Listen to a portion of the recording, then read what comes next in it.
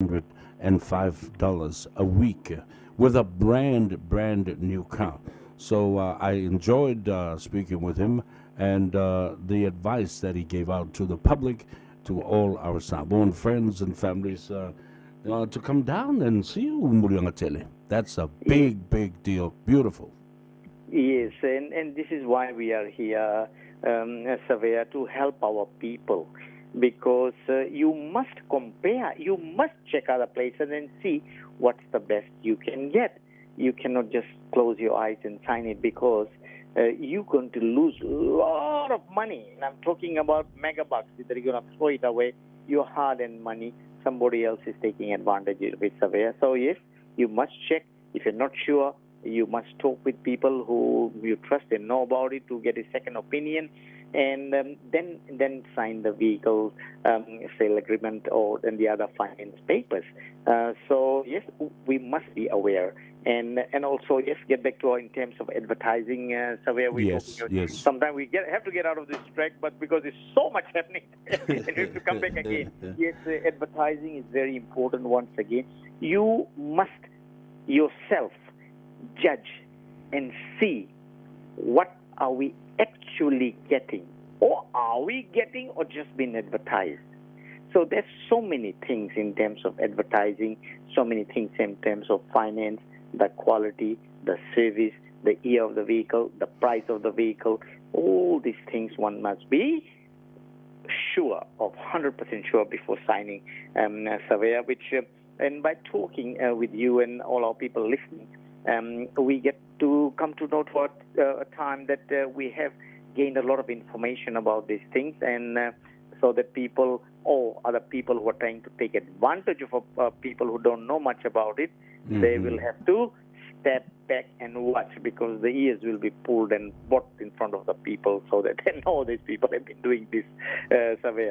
So yes, we have to save our community and look after our people, of course. That is fantastic. Now, any chance of people coming in and having, because today at 4 o'clock, Manu Samoa and Tonga Yes. are playing again. Of Muliang course. Tele.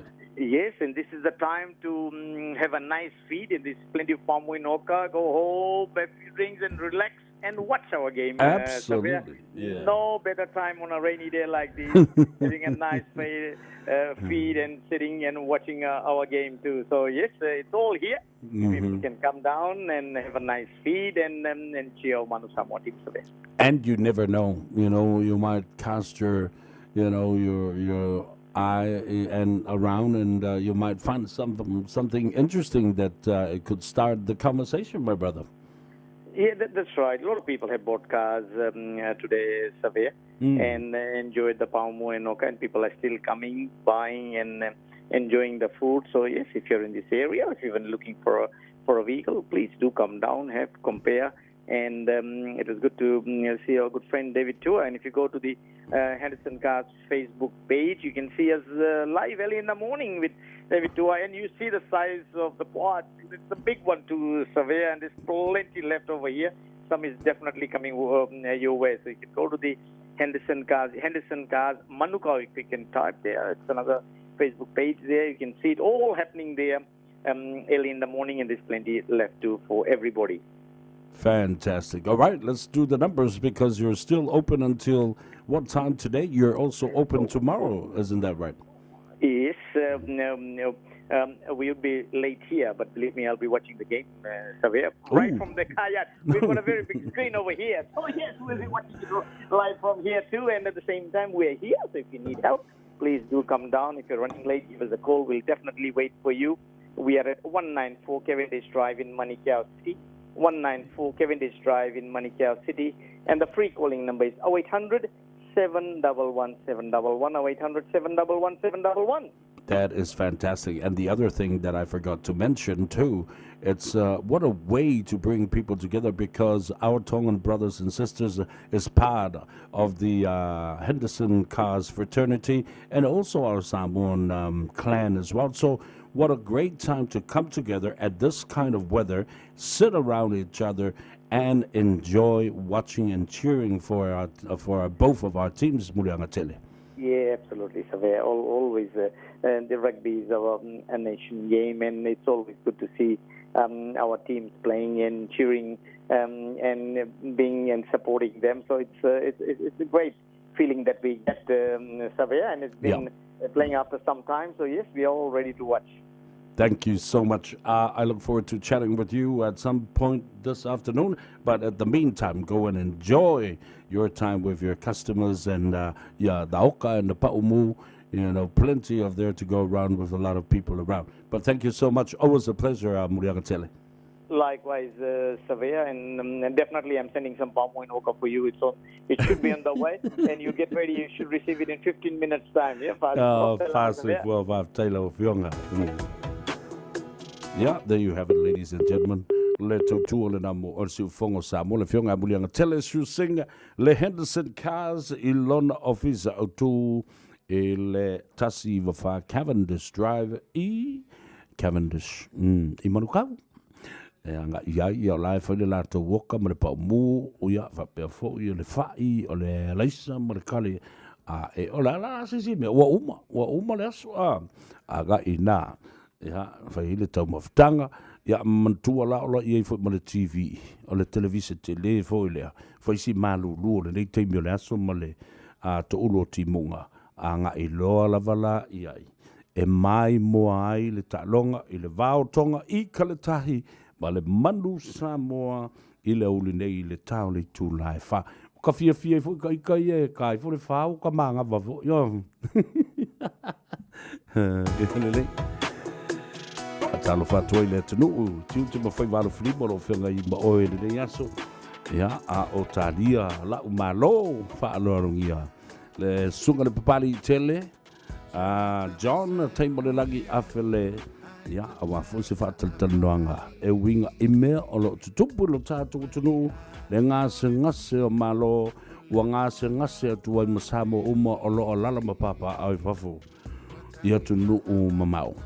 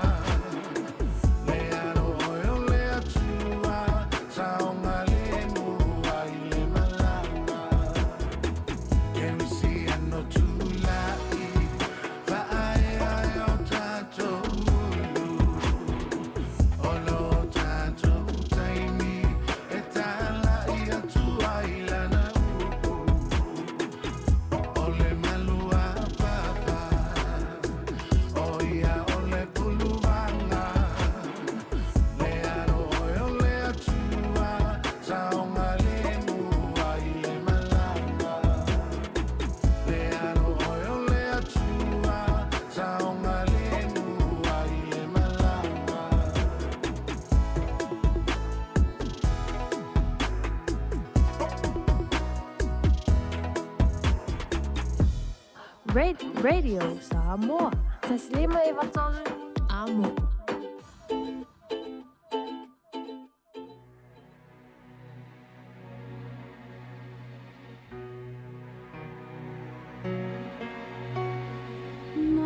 Nighttime sharpens, heightens each sensation.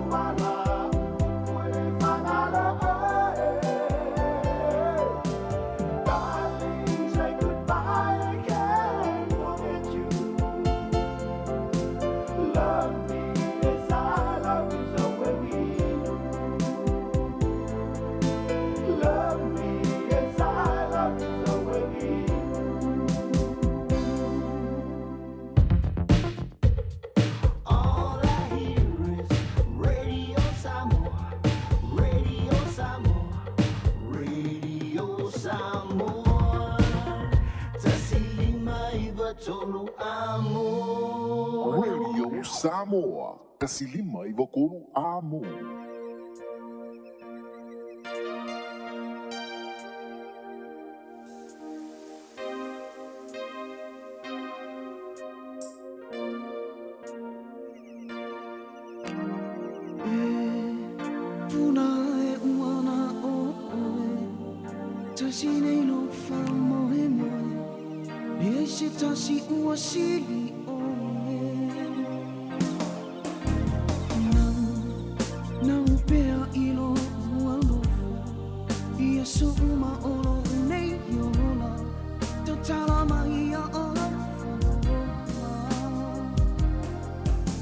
Silly, I, ia te au, ia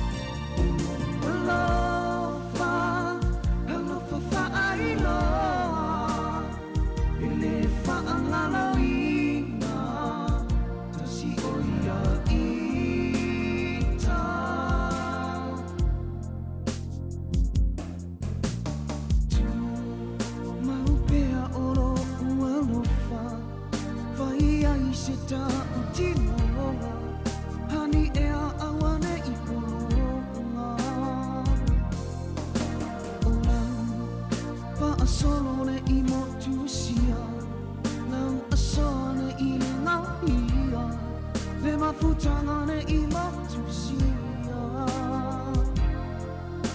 Yamanuia Ula sanga Mana tua peoa Fola fola Ia se aso Mana tua oile te talo A uva ai Sui folinga Tirana tua Ne masalina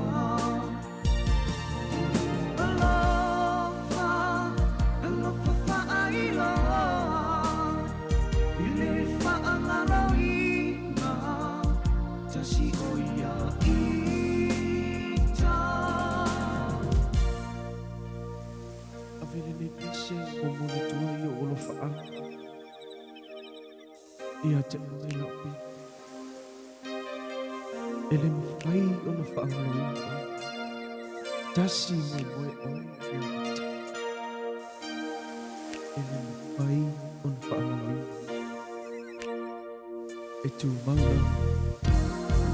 wa oia i lo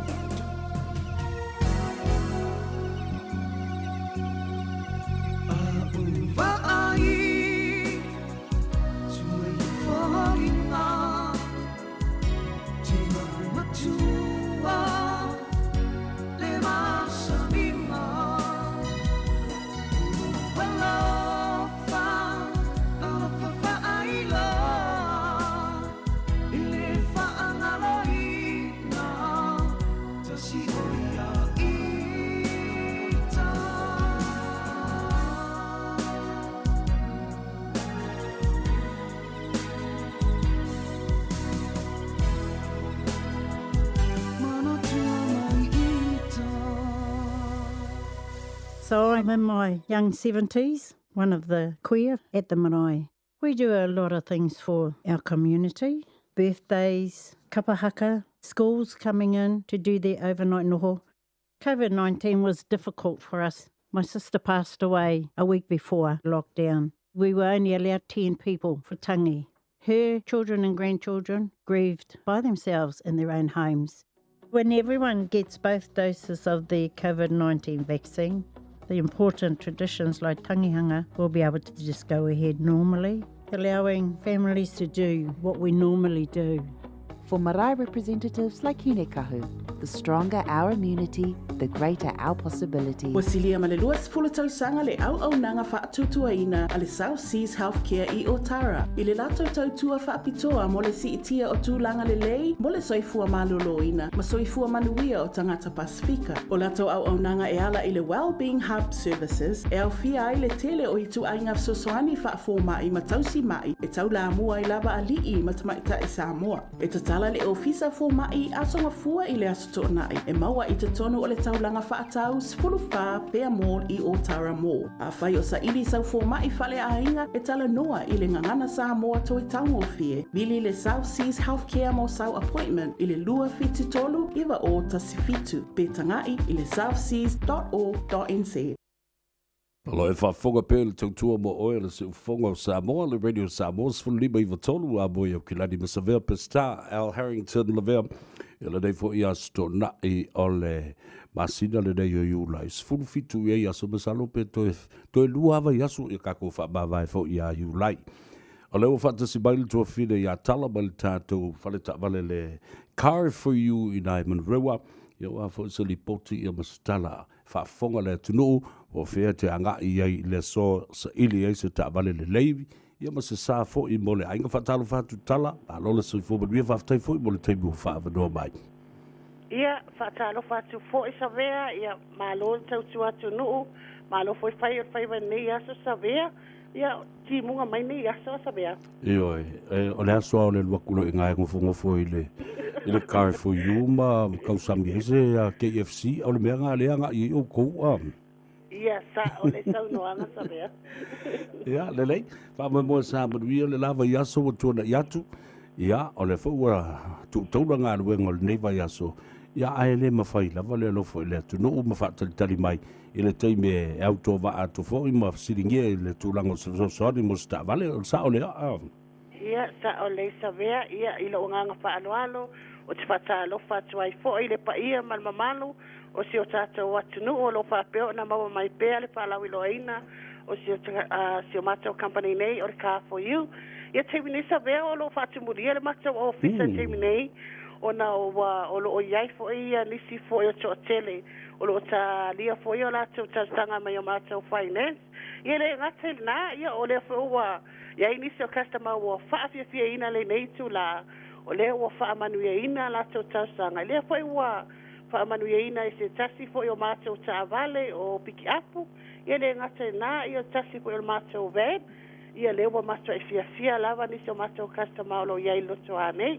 Ia whamanata tupea, ia e o lo maua, ia lato tupe peripiti, e mawhai o na whailau tawsanga, pia whape maua lau tupe, i le 5 se lawa na ilunga i le vai aso, ia moe foi o lo whainga luenga full time, ai mai se foi e o lo whainga luenga part time, e mawhai lava o na mātou susuani atu, mana amia lau pe silipi, tolu māsina bank statement, ia le ngata na, ia talia mātou, so se lai sene ni usila, e a mata mai le lena restricted mai full license ia fa manatu atu fo ie o lo au mai fa fo atu o kilani ia ma fai lava ona fai la tsanga i lunga le mato no meo vil fua ia pe se apalai mai fo i lunga le mato Facebook page o le Car for You ua tele mano ano a e tama whana ua whaamanu ia ina a la tsanga i lunga le mato Facebook page o lo whaapeona o maui fa fo atu o kilani ia fa manata tu pere mato no meo virifua ia fa manata tu foi e o lo fa pea ona fa le tonu ala tu swapa awa e te pole la le vaenga e ma fai la bona soani ati le Car for You pe fa pea wa e te ma fai atu nisi fa ta vale ele talia la wa palai ia su mai i le mato lo toa o le Car for You ia pe te apalai mai fo ilunga le mato Facebook page o le Car for You e ma fai la ona mato soani atu pe fa pe fa le tonu no swafa ia e vidi mai le matonu me vidi fua o Barcelau lo fitu fa i vono balu ia pe te su mai fo i le matonu toa tolu selau Cray South Road in Emmanuel ia pe te apalai fo i lunga le mato Facebook page o le Car for You o lo o tele mana no ai ia tangata o whaamanu e ina ai ia mai tanga ai fo i lunga le mato Facebook o lo o tele ia ato ta vale e sa ili e se ta vale tala fia ngai mo oe male ainga ia whaaftai lava sa vea mo le mato wava noa Tai, whaaftai tele lava tala mo le tali poti le nei o uli ia o lea i elisi o tātou whaatala noanga leo lo muli mai ia whaapua le a whiloa i fo i mawa tau lunga ai ia le o ranga wale tautua i lo tātou tunu ua tau walatu so swani ale Car for You amaria tele lava whaiva lo whenga iai whiloa i pea whaasoi fuaia ia soifua e sa vea ia le nā whaatala noanga wale tō whine ia tala whai mafonga tau moli o le tātou pulenga ia mana whainga ruenga ale Car for You i lona no whanga lua i wabalu se o le tolu se lau mana tua o le whanata wale te le nei wa tu whaatasi o la tō loto ai lua se lau i wabalu se o le tolu se lau Great South Road i Manarewa e wala mana lantu telefonia le se tongi te wala au iai ua whafonga le te mil nei o la whaile tau mawhtanga o le KFC wala au sa o le over se lau lua fitu wha iwa ono walu over se lau lua fitu wha iwa ono walu ia ma fasiri e wha mole kuri maisia se ka wale a wakui oi a moronga ai lau KFC ia ngai koe whai se wha mole pe whai koe mori kai kal mako wainga ia ke whai kura wha pe ngā e solo muli lo il whai ngā e le lolo ma se mea i whai ngā a tala po mani a talo whatulunga lau penga te whai langi fiu sai a loli le soifu maruia Margaret Winterstein ia wha pe fo i sili vale tuatanga loa Long Beach, California. A tātou i Long Beach, California. A talo whātu i le siufonga o Samoa. Le tae au fau. O lo o whātou teia e le fionga i le li i awao. I tule epa whaaftai sua. Ia whapena fo i su e fuaina. Ia mara tō tēle lavo i lātou o lo lātou langolangoina. Ma tau tua i le nā la leo. Ua mawhai on longo puiali i eile tō tele o le tātou tonu e le ngata o e nofo i California lava la tauia, Las Vegas, e o lalo New Mexico, Arizona, whasolo tua i lunga e Seattle, Washington, Tacoma. Ia whapea fo i leanga i atu i Salt Lake City, Utah, malo whaaftai lau tō ngā ruenga lau sunga lia wao. Ia whaapea fo i ma se tasi sa avea ma komisina o leo i Samoa i le tele o tūsanga ubawai, le sunga le pali tele Lauren Nesse Neru, ma le whaletua, a talo whātu le tātou por kalame. I la hutou fo i au ranga ma le tautua. A o tātou iei pēla i mei o le tio wha talo whātu le tātou por kalame. I le siu fonga o Samoa i lunga o le tasi o lima Plain FM, o le iwa lima Plain FM i la lo i Kalestete, i a le Ayo Keriso o lo o whai i fo i le tautua, a le sunga ia Alex Fido, whapea fo i le sunga ia Tūlua, o le sunga ia Momoti Tufunga, ia maise langolango sua i aile li whai pisnisi le sunga ia Suaha, a whai oso ma le whalitua ia Fina, ma le no whaalo ma le aingali i o lo o tautua ina le whale o loa ma tautia le lo e a ngā i eile to a tele o Samoa. Ia wanga ngā whaka mo imbal kako vai o leola. Nau a mo ile vai o leola ili nā sosoani ili nei vai tau tele o ngase whetuleni mai ili teimi o le tau mālulu ma waile vai o leola ili nā. Sfumalwha McCarthy Street i nai Hunhei o le pitonu ule nā Christchurch o lo mo ele tātou vai i le sunga ia Sua. Ia whaioso ma le whalitua. Ia Fina, whataro whātu stasi whao paanga tō tino le tātou porkalame nei, sa vea ma le tāno awa o le sa avea fo i ma whaamasino o le tātou malotu tō tasi o Samoa i le vasenga whaamasinonga whanua ma swafa le telo tau sanga o mawai o le nā ua malolori taia mai le aima se mea na wha le tonu o lana tautua ia Samoa. Sua nua tanga loa sua, ia whataro whātu le tātou porkalame, ia whapea fo ia se tasi voi o le au whainga alunga tutofi le tua o loo lango ina le nei porkalame. I vai a so uma, ti ngā le pisi whai mai le whionga ia pātele a Paulo, taupa u, vai sa vea. E ti ngā na o pisi le karesia ma me whai e o asisinga i le o fo i lafu mamoe. E o loi le asto nai, o nofo loa e matua tu atu lo taimi o te whaalongo longo le ai. Ia ma o mana mala mai fo i meo lo tu lai mai Samoa. Ia ma o tapua i atu i o whaiwa o whaafte tiri lava. E le masalo sano. Ia, le whionga ia patele, Paulo, taupa u, whamalo, whaaftei, alo whaatu fo i le tātou porkalame. Ia, mo oi male malu le kalesia. Tātou o le atatala le tātou leina mo nai minute lava se lima. O kai le tele le mure whaamrianga a soifua leo ma taunu mai le tātou ofisa. Ia, o le atala le tātou leina. So, we're now going to open the lines for just 5 minutes for those who wish to make a shout-out, a dedication to a loved one celebrating a birthday today, a special birthday today. Yeah, the lines are open now for you. 3771593, 3771593. Tolu fitu tasilima iwa tolu. Other than that, you can actually make a wish or make a shout out.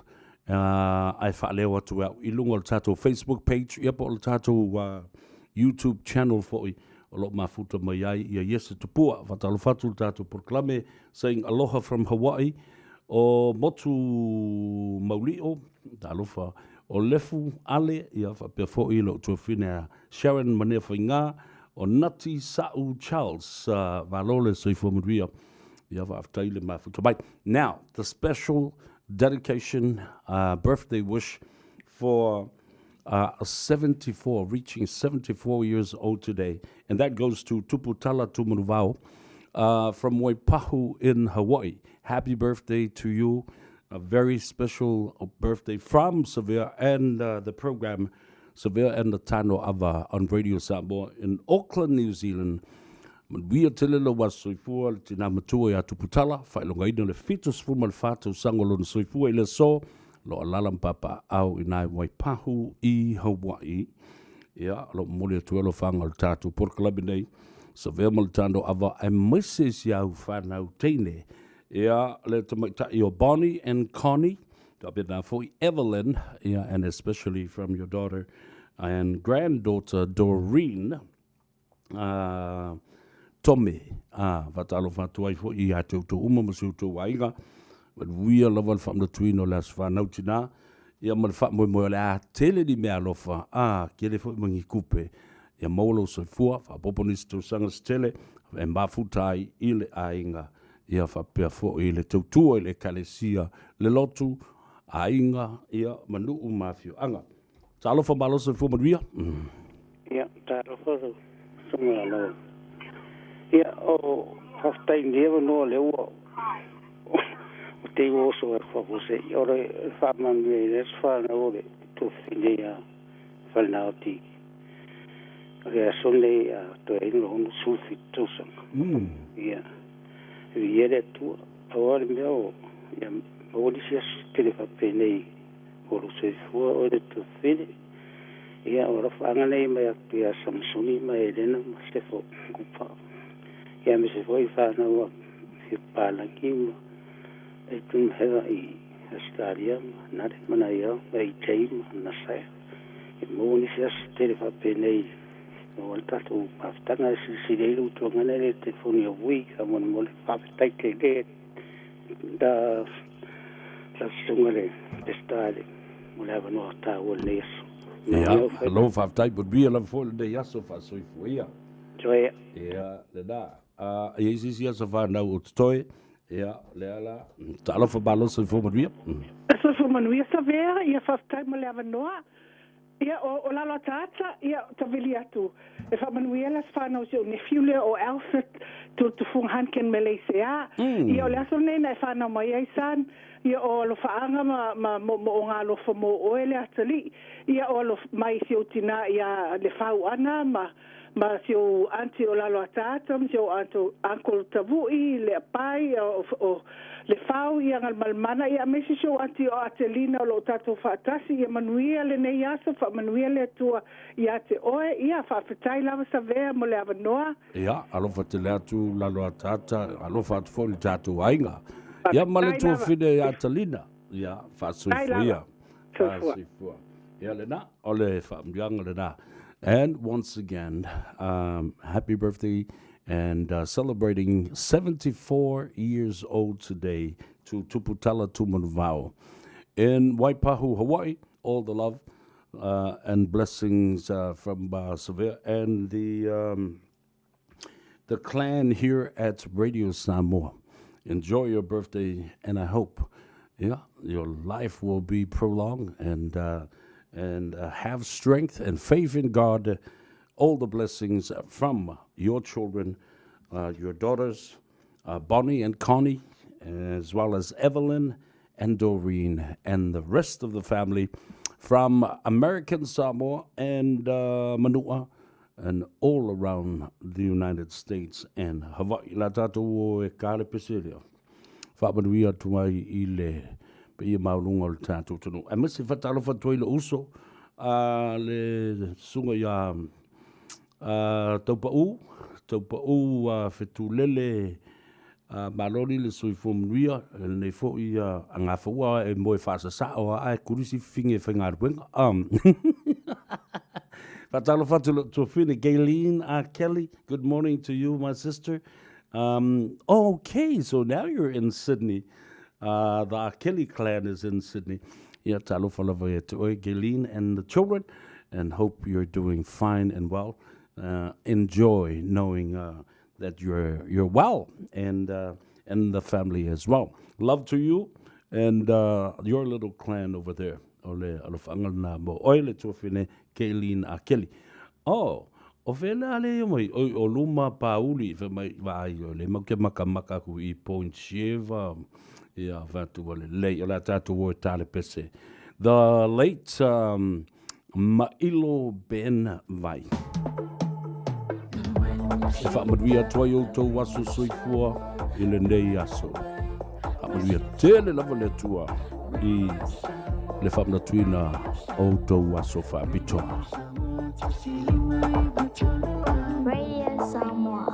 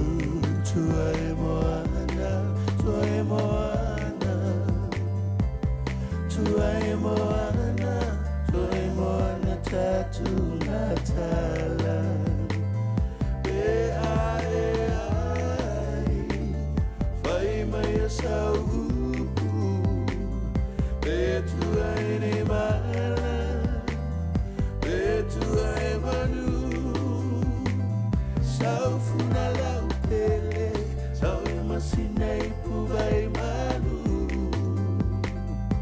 hei duare ai tambole du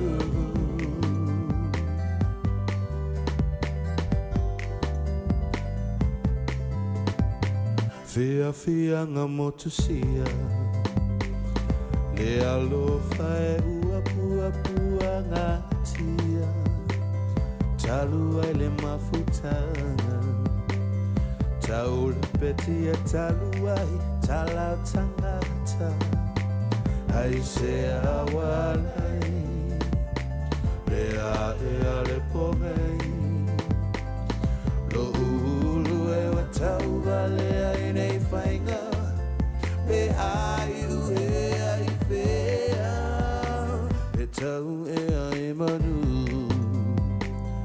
pe tau ini malale nei mafutanga ta umaya e se tasi po o ale uma e au fetu o le langi le nu popea ai tani tau valea musu ene i pulu pulu niu se aso asale faivale sale masalo te inu yai so se mea aule fu aule alo fea ni angi apea tinga meona e o te tali apea tinga meona e o te tali apea tinga meona e o te tali apea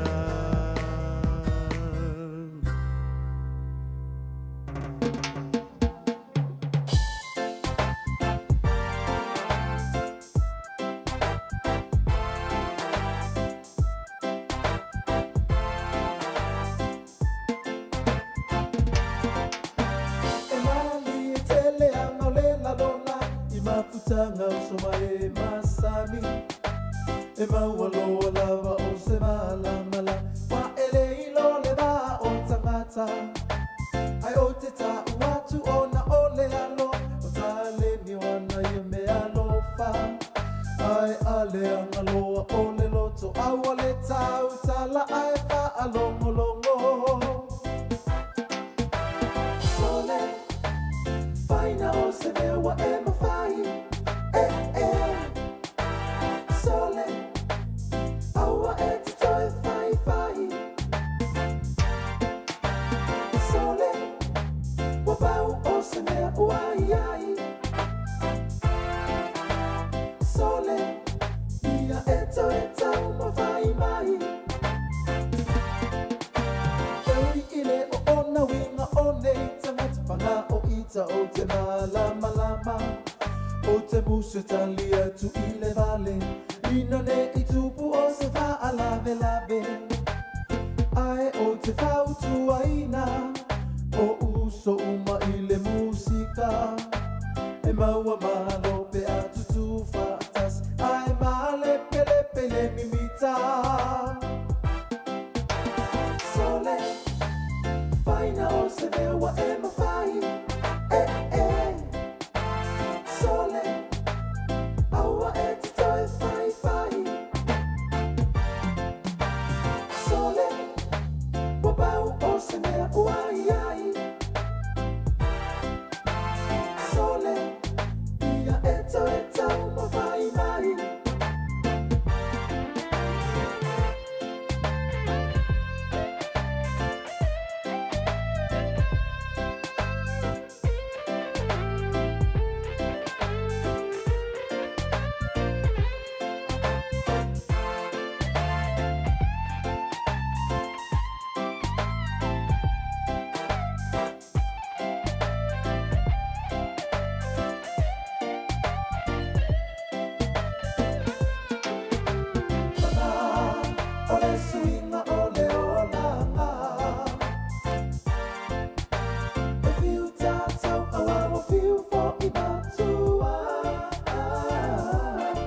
te popole me itawi mai oe ilunga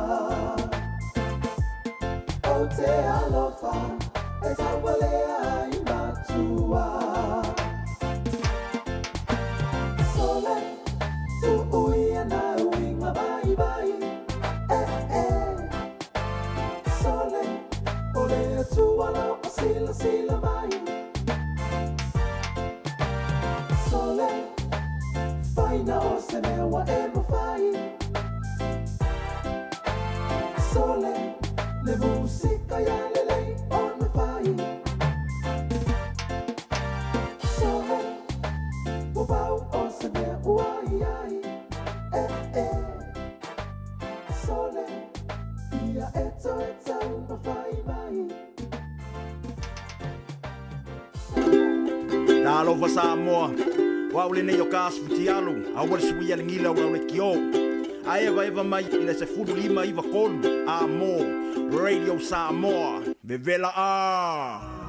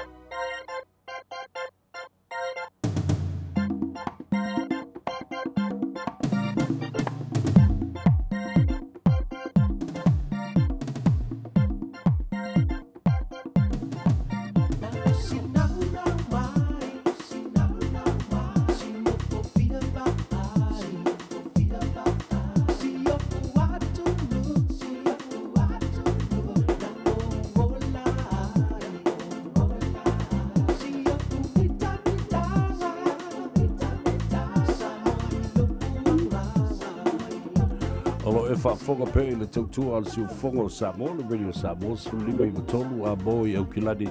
E na ua toe se fulu minute o na tā leo le tu lai lua. O le ufatis wail talenga ia tungisia, Pio Wilson, o le lipule o le tātou whale ta vale, le Omega Cars, ia ua fo se tātou lipoti, ia ma le silafia fo ia le tunu u. Le isi no whanga o le option fo lea po le isi vai ngai whai ilo filfilinga. Ia e mawhai o na maua e se fisosoani tā ua tele mo oe i le sa ilinga o se sā. Ia po o se ta vale le lei le vai teimi le nei o le tau malulu. Mo le ainga whatalo whatu tau sia. Alolo se fo manuia whaafitai fo i mo le avanoa ua wha mo i se ta whaatalo duanga ina ia whaafonga fo i le pa ia maulunga le tunu. Ya, se manuia whatalo whatu ila o kionga pesta pro sunga fo ia savelo tula i mai le fo i le ni tula o le aso. Yo e bielo tatou tapa au le ni fo te mo le avanoa. Ah, sabia? Ia.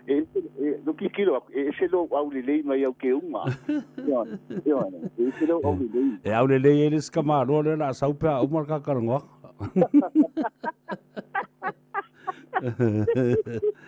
Dalo fai. Ia, o mai oe male.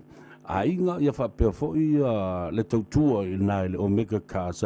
Wa ngā ea le tātou talanoanga ma le whaalawi loa i astona i le ngā luanga so tau au ale tano ava ma le Radio Samoa ma lau fionga fo i le astona i ma le astona.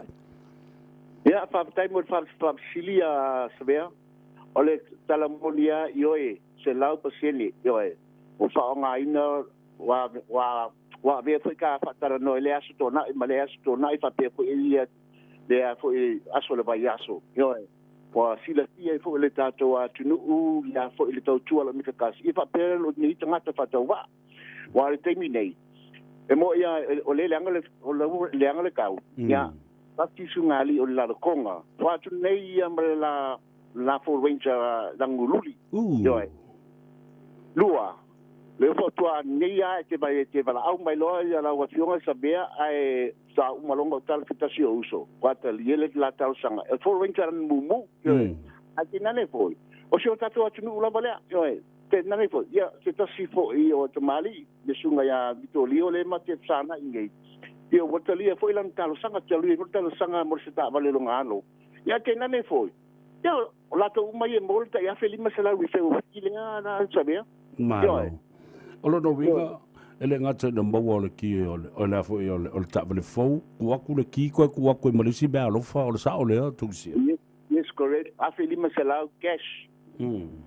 Cash yo ele transferring con l'account yo tu langa va penga. Leva o muli mau ina to telo tatua tunu o fa mo dia ele a mi fero si. Ah. Ia.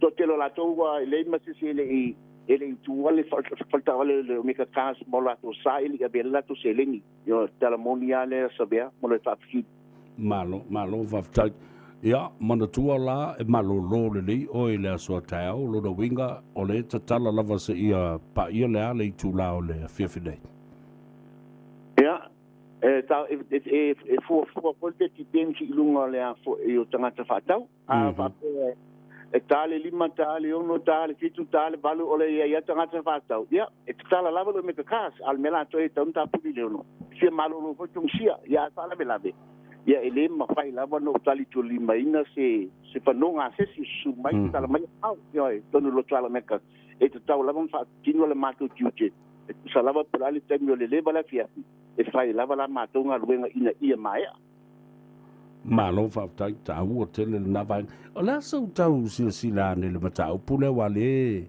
e pe e lau fetoa ia isi tangata fo ia mai si fale ta vale e pule le tangata pe faila de insurance a le ala tu la fodo na ma se va ainga lau tele i le saunga le bol tangata e te tau wana faisi insurance a le avesel ta vale bele lotoa Young 70s.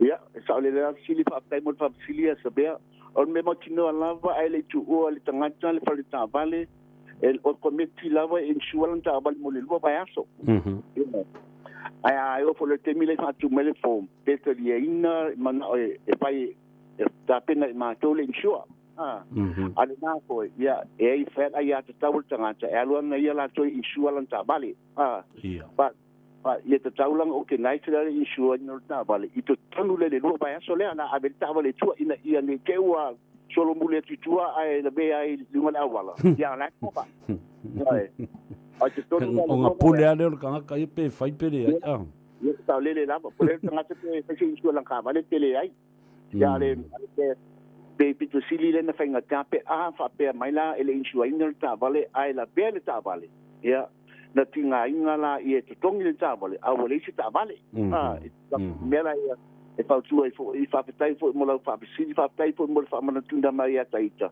ia te tau la man fa mana tu ta tu e te tau on insua le ta vale ia awala fo ia fo fonga ni te tu se fa le belabe ia ala tanu atu ina pa ina to tomi umbale insua le tau ta vale pe fa tau fo insua le se ta vale fo sabe malo fa tai tau te le na vai ngai le fa fonga mai le tunu ia mal malama le leila e te tau lava o na fai le insurance it's mandatory a o le I avesia ia ngā aluala I le kamalo makua e pule inga I le ngā mea pe a fai e alu I fa fonga lo toa ono le mea le wa masani le tatu tunu fa pe a o le mai maula ke me kongi insurance ai li kai ala ver ka vale ai ke I lola o tupu fa po se bea ia o tu lo tu le me o sa o na e lili la mar sa bea sa la mar sa no kala wa yo sa bea yo e moni ia le tu sa le ya la matalanga le tulanga le male male ngol tatu po kala me o tano amba yo e mo le sa yo e wa e tau la ban insure le ta vale yo e wa tu pur sa le bela e to tapa tu ia o tu wai wale bo ma sa le wai yeah moni lava le aso taiao malolo fa waunga luenga o vas fo ya so le lama sabea o taiao malolo taiao la sapat de la soleli de ele tala I fola falta vale o meka kas tinana to tele to mana o ni na eu so tatu atu ngale pona le aso ya no la sa ya ai ta sia la tala ya ele tala ina yo pa malu la so tatu ta pa au le lang ai fa tele la valo pe on se bea ya ni tu ma semana manu le tang ya Samoa ya na fa fonga le ma fa tata no ina ma le afionga ya se bea tu la mai le foi le ni aso yo a que mo se ta vale su mai tonu me ka kas yo la ta tonu le ta tu a tu sia e fa pe foi le me ka kas ya oi mi fe mai se a fe lima sala tina le foi tolu ta sanga ma tu ti vai foi lo sa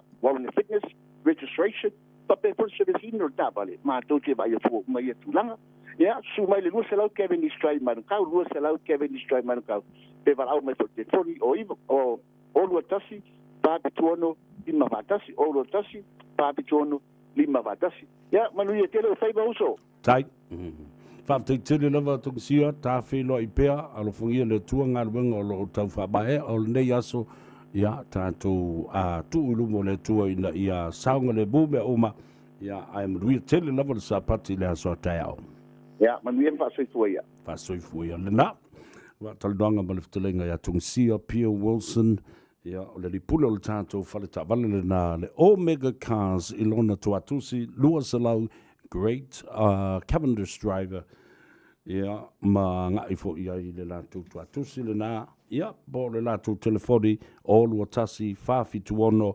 lima whātasi o lua tasi whawhituono lima whātasi o leo ua tue tasi le minute o le tāle o le tu lai lua fia fo le nganga e whailo atu le tātou tuno ya o leo ua ma whaatasi ma le sunga le pali tele o le sunga le pali tele pe ona lau silfia le tuno mai le tue tau autala ina fo le ngafo manaia ma tau whailo le nei tamali I le tele o tau sanga o lana o uranga e le ngata la ua au maia fo I le taimi tātou te mafuta I le so e tau whaapula nisi vaenga o le ba ngasa o malolo I Samoa ai toe au talu a toa o mamai le amatanga o nei mea mai lava a o le io o le asuivo a Pirila se io o ina mai a le whainga palota ia ma whapena o na toso I lava lea mata upu I le leu sui o le fono au Samoa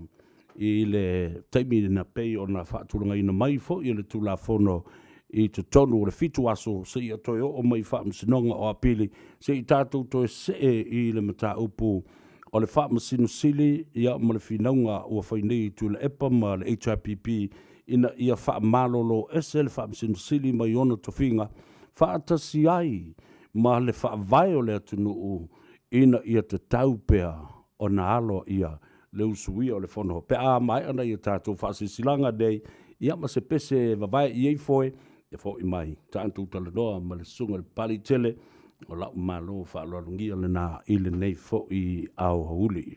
So I'm in my young 70s, one of the queer at the marae. We do a lot of things for our community, birthdays, kapahaka, schools coming in to do their overnight noho. COVID-19 was difficult for us. My sister passed away a week before lockdown. We were only allowed 10 people for tangi. Her children and grandchildren grieved by themselves in their own homes.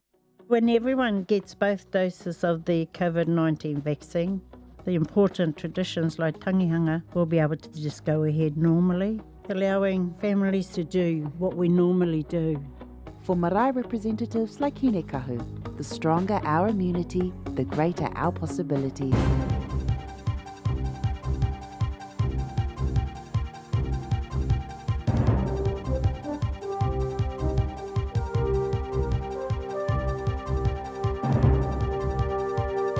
In this update, several South Island towns are now completely cut off because of state highway closures caused by high rivers, flooding, fallen trees and slips. Both Nelson and Westport are isolated, along with Takaka, Collingwood and Murchison in the Tasman district.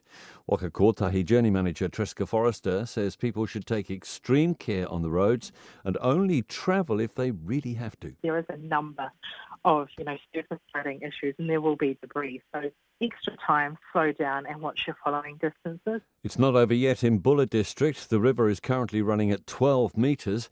Well over 800 people were evacuated from their homes in Westport last night. 500 are sheltering in evacuation centres, while others have gone to family and friends. Emergency Management Controller for the district, Bob Dixon, says it is a concerning and unsettling time for many, but it's essential, he says, people stay where they are unless their safety is at risk. Drivers need to take extra care on Wellington's roads after more than 20 calls reporting flooding, and on private properties as well as the roads. The rain is still coming down. A body has been found in the water in Wellington, although it's not thought to be directly related to the bad weather. It's believed to be that of 30-year-old Sandy Culkin, who was reported missing last weekend. Stay-at-home orders are being tightened in 3 key Sydney suburbs as the number of new COVID cases shows no sign of slowing. 111 locally acquired cases have been found in the past 24 hours. The government's ordering all building sites to shut down until the end of the month, and only critical retailers such as supermarkets and pharmacies will be allowed to stay open. Premier Gladys Berejiklian says it's been a very difficult decision. We know the impact this will have on businesses small and large, but we really need to reduce mobility and we need to reduce the chances of anybody getting the virus in their workplace, spreading it to work colleagues. That's news. In sport, Canterbury's women's rugby side has had a near-perfect build-up to their Farah Palmer Cup season opener in Christchurch. The 4-time defending champions are hosting Counties Monaco at Rugby Park. Following a stripped-back COVID-19 competition last year, we're getting back to the traditional format this year. Captain Alana Bremner says with the club season done and dusted, they've had a good preparation window. Kick-off is in about 5 minutes. Kiwi Supercars driver Andre Heimgartner is hoping for a change in fortunes ahead of this weekend's Super Sprint Series in Townsville. The Kelly Racing representative has failed to finish any better than 7th since his win back in race 9. Qualifying starts at 4:45 this afternoon. Race 17 is at 6:45 our time tonight. That's News and Sport. I'm Tim Dower. 24 hours a day, 7 days a week. Radio Samoa streaming live on www.radiosamoa.co.nz.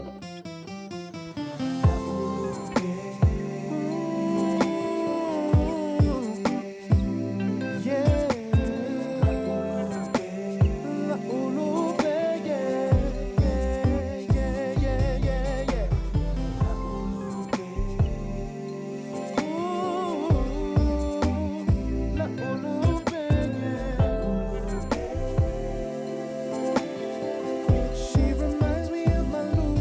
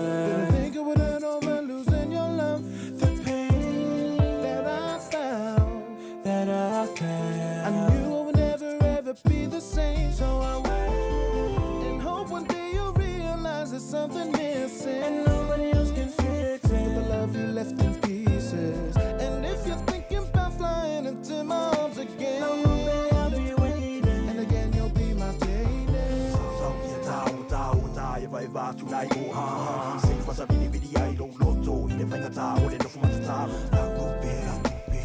la upe ia toe fo i maia i le o iai o se lupe o mawhaia o na toe mo mua tu ai lo walofa a e alofa ia toe fo i maia mo o mo onga ua le tau lau na o roi mata ua wha sau sau i le nofu masia tu oi lo wau la upe awe o sa mai fo ringa o le kau o ke la onga o se ki mua ke le e wha kari kari ai oi lo wau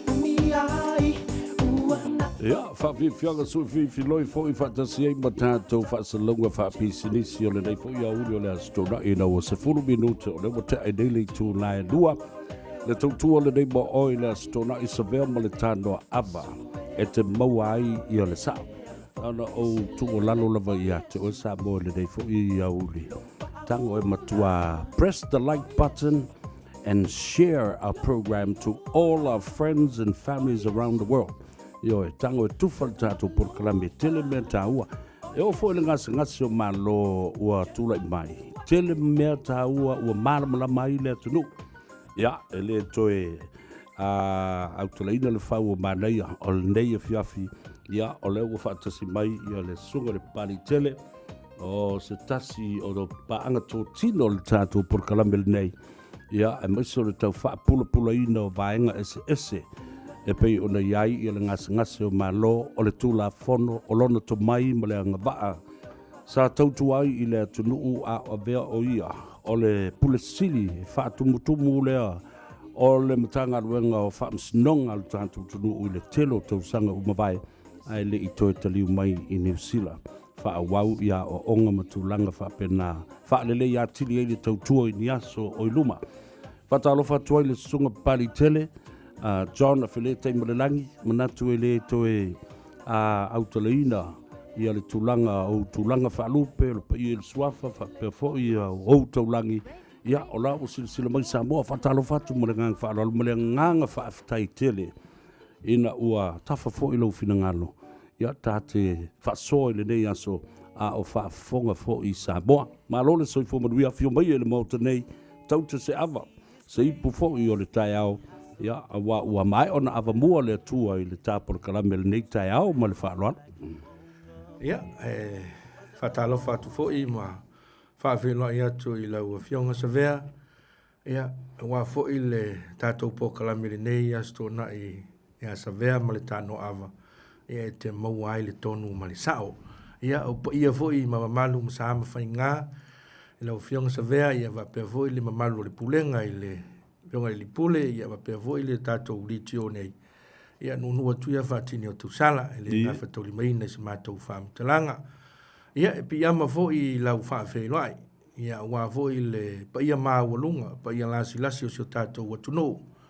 po fea lava o loo maua mai ai le tapokalame i lenei auli o le asotonaʻi ia e faafeloaʻi atu foʻi loutou paia malo le soifua malo le lagi mamā ia faafetai tatalo faafetai mo lautou tapuaʻiga ia ua foʻi faiva o lo tatou atunuu pe ona seilafia i lenei vaitau ia soifua manuia i lau fioga savea malo faafetai faapena foʻi ia lagona tatou taufai femaloaʻi i le alofa ma le aga lelei o le atua fai foʻi ona tafeloaʻi i lenei asotonaʻi i le faatalaʻu latu ma le agaga faaloalo ia ona e uiga ese foʻi lou tomai i lau tautua sa i ai i le tele o tausaga ia ma lau foʻi tagaʻi ma le silasila i mea o loo tutupu nei e fesoasoani le tau faapulapula ai i le atunuu ma malamalama ai ma manino i mea e le malamalama tele i ai lasou talitonuga e tatele i see i nisisa o le asa o ngao nei mea ua tulaʻi mai i le faafofoga le atunuu o popoto ai e le atunuu pa ua amata ona sui le atunuu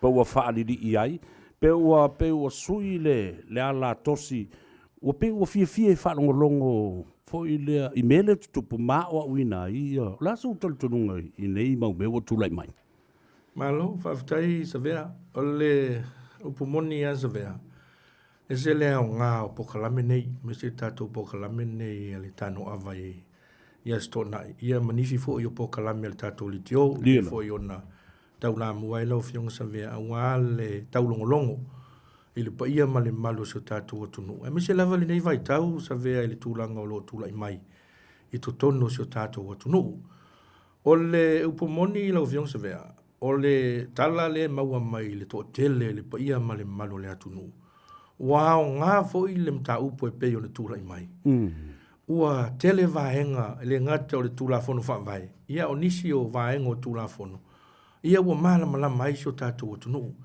ia mise lava o le saia ia le talitonuga foʻi lea ia e tulaga i tulafono ia o le mea na e patino ai le malo ma le faamasinoga aua aveaʻi i le faaumiumi o le tulaga o loo tulaʻi mai ia ua naunau ai foʻi le paia ma le mamalu o sio tatou atunuu e sa iliili i le tulafono e mise o le faafofoga mai pe ia tatou pokalame ia lea e tau faamanino ma faamalamalama atu ai nisi o tulaga ai mise lava le ala le tulaʻi mai e pe ona faatoʻai atu ai ma taupu le faamasinoga lea foi lau o faatino le pitolaau o le faamasinoga ma faamanino mai ana faiʻuga o se aʻooga te lē lea mo le paia ma le malu o se tatou atunuu e uma aʻe le tulaga le tulaʻi mai po le a se aso o le a usuia ele fono au tatou atunu. Ia ua toa tele le au lo ia le ua ia nei tatou atunu. Malama lama le tula fono wada upu moni. Ia e tau le mo mia se whailonga lo ia e te whaitau ma e malama lama i le tula fono. O la vo ia manino lava le ngangana. Whaingo fia le ngangana le mo moli mai ia. Mesho le tatou tula fono whawai. Whaingo fia le ngangana. Tasi ala ta whaitau o te loa le winga. E tasi voi lo ta whaalongolongo le wha winganga. O te loa le sao ma le me tau an tau toila mi tonu. Ia peo tūlanga nā sa vea. Malo whaptai tau o te le whafonga mai fo e le tunu. A wālo fasili ane nā, iei e se mea fau ua maua mai. I le whafonga pēr le tunu o tātou whelau toa i whetōtoa i lau mai lea, a mantu lea mea. O whē me mawai lea vāenga le whaavai, a whē me mau mai lea tūla whono, o inga whaia le ngā kula whongo, a le alo nā o ngā. Ia pei o le ngā le fasili a lea ua e sao nona i ea, e sao. To tele la to musalo ye fo inisi alu fa pe a se kako la fa uma le mele uma a po pe se ka ki fanga vo la fa uma ele uma le fia mata o tangata a pari e sa le ya sa no nga se le ata to fo I tu pari se I to ya utalu le afuanga o nei me uma a mata mai lava ina ua mai ale fainga palota luas fuluono ia le fast I le luas fulu ma le lima ua tatau o na talo le fono mausuia le ulua I fono pe a mai le fast fulu lima aso talu mai o na uma le whainga palota le aso iwa lea lava o mai le taimi le nei se toi au mai lau timeline e whaava senga mai ai ia vaenga ne se I tato o mai isi la a luunga o mea ia onga o le atau nuu ia I le so.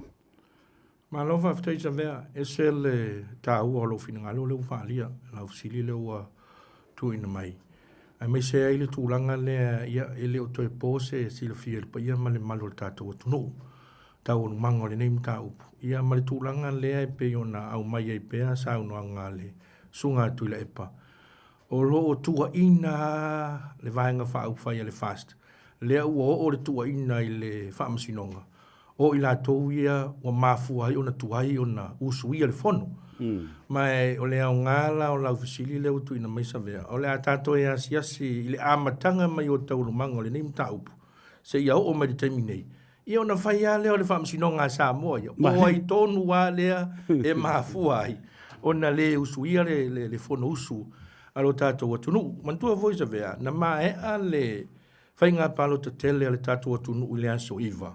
O na tūlai mai aila I o sui wa whiwhilia mai I tū mālo e 5 sfuru ma le tasi a le tātou atunu I tū mālo whapalota. Ia o le whaitaunga mua la, o le whaitaunga le sa whaila so iwa a perila, o le whaitaunga le ta, o le whaitaunga le alo ia. Le lo sa tu ulo le vai aso ato ai whaamautu mai. Ia lea lana mo moli mai loa le whaitaunga alo ia lea so sfuru ono a perila. Lea watu la I mai ai, wa 2.5 le fast, 2.5 le ita pipi, ai tasi le sui tuto tasi. Ina wa maea le whaitaunga alo ia lea sa whaila so sfuru ono, ma tu ina atu loa I le ao le malo, ia e wha mau nia tofinga. Ma mai lola I o tusi tofinga, po warrant of appointment, Ina I le taimila na sa vea. Ia o lesa mori ma uma le tunu. O lesa tau mawhai le fast, tau mawhai le ita pipi I le fionga ia tuala. Po fea tonu le vaenga wha upufai. O le a ngai ai. Ma le tari tonungo o vaenga wha upufai ia e lua I taimile na. O ai lava le vaenga wha upufai o le a ngai ai le fionga ia tuala. O le vaenga wha upufai na o le atula I mai. E ta ia le malo. Ia maritulanga tono le parlemeni. Ia o lea sa whailava la tō whelo inga. Ai muli ane, ina ua mauti noa mawhapea o lea so luasful tasio a perila. Lea ua wha moe o le a mo moli alo I aila whionga tuala I le vaenga wha upwhai le fast.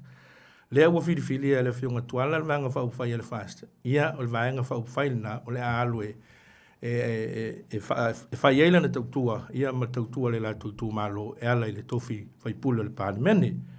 Ai pita iane, I le poa na le aso luas furu, ia ai tātou whate, ia loa pore te, o le se furu le po, ia ai wha sau loa le tōwhinga, o le sui tamai tai whaupopo.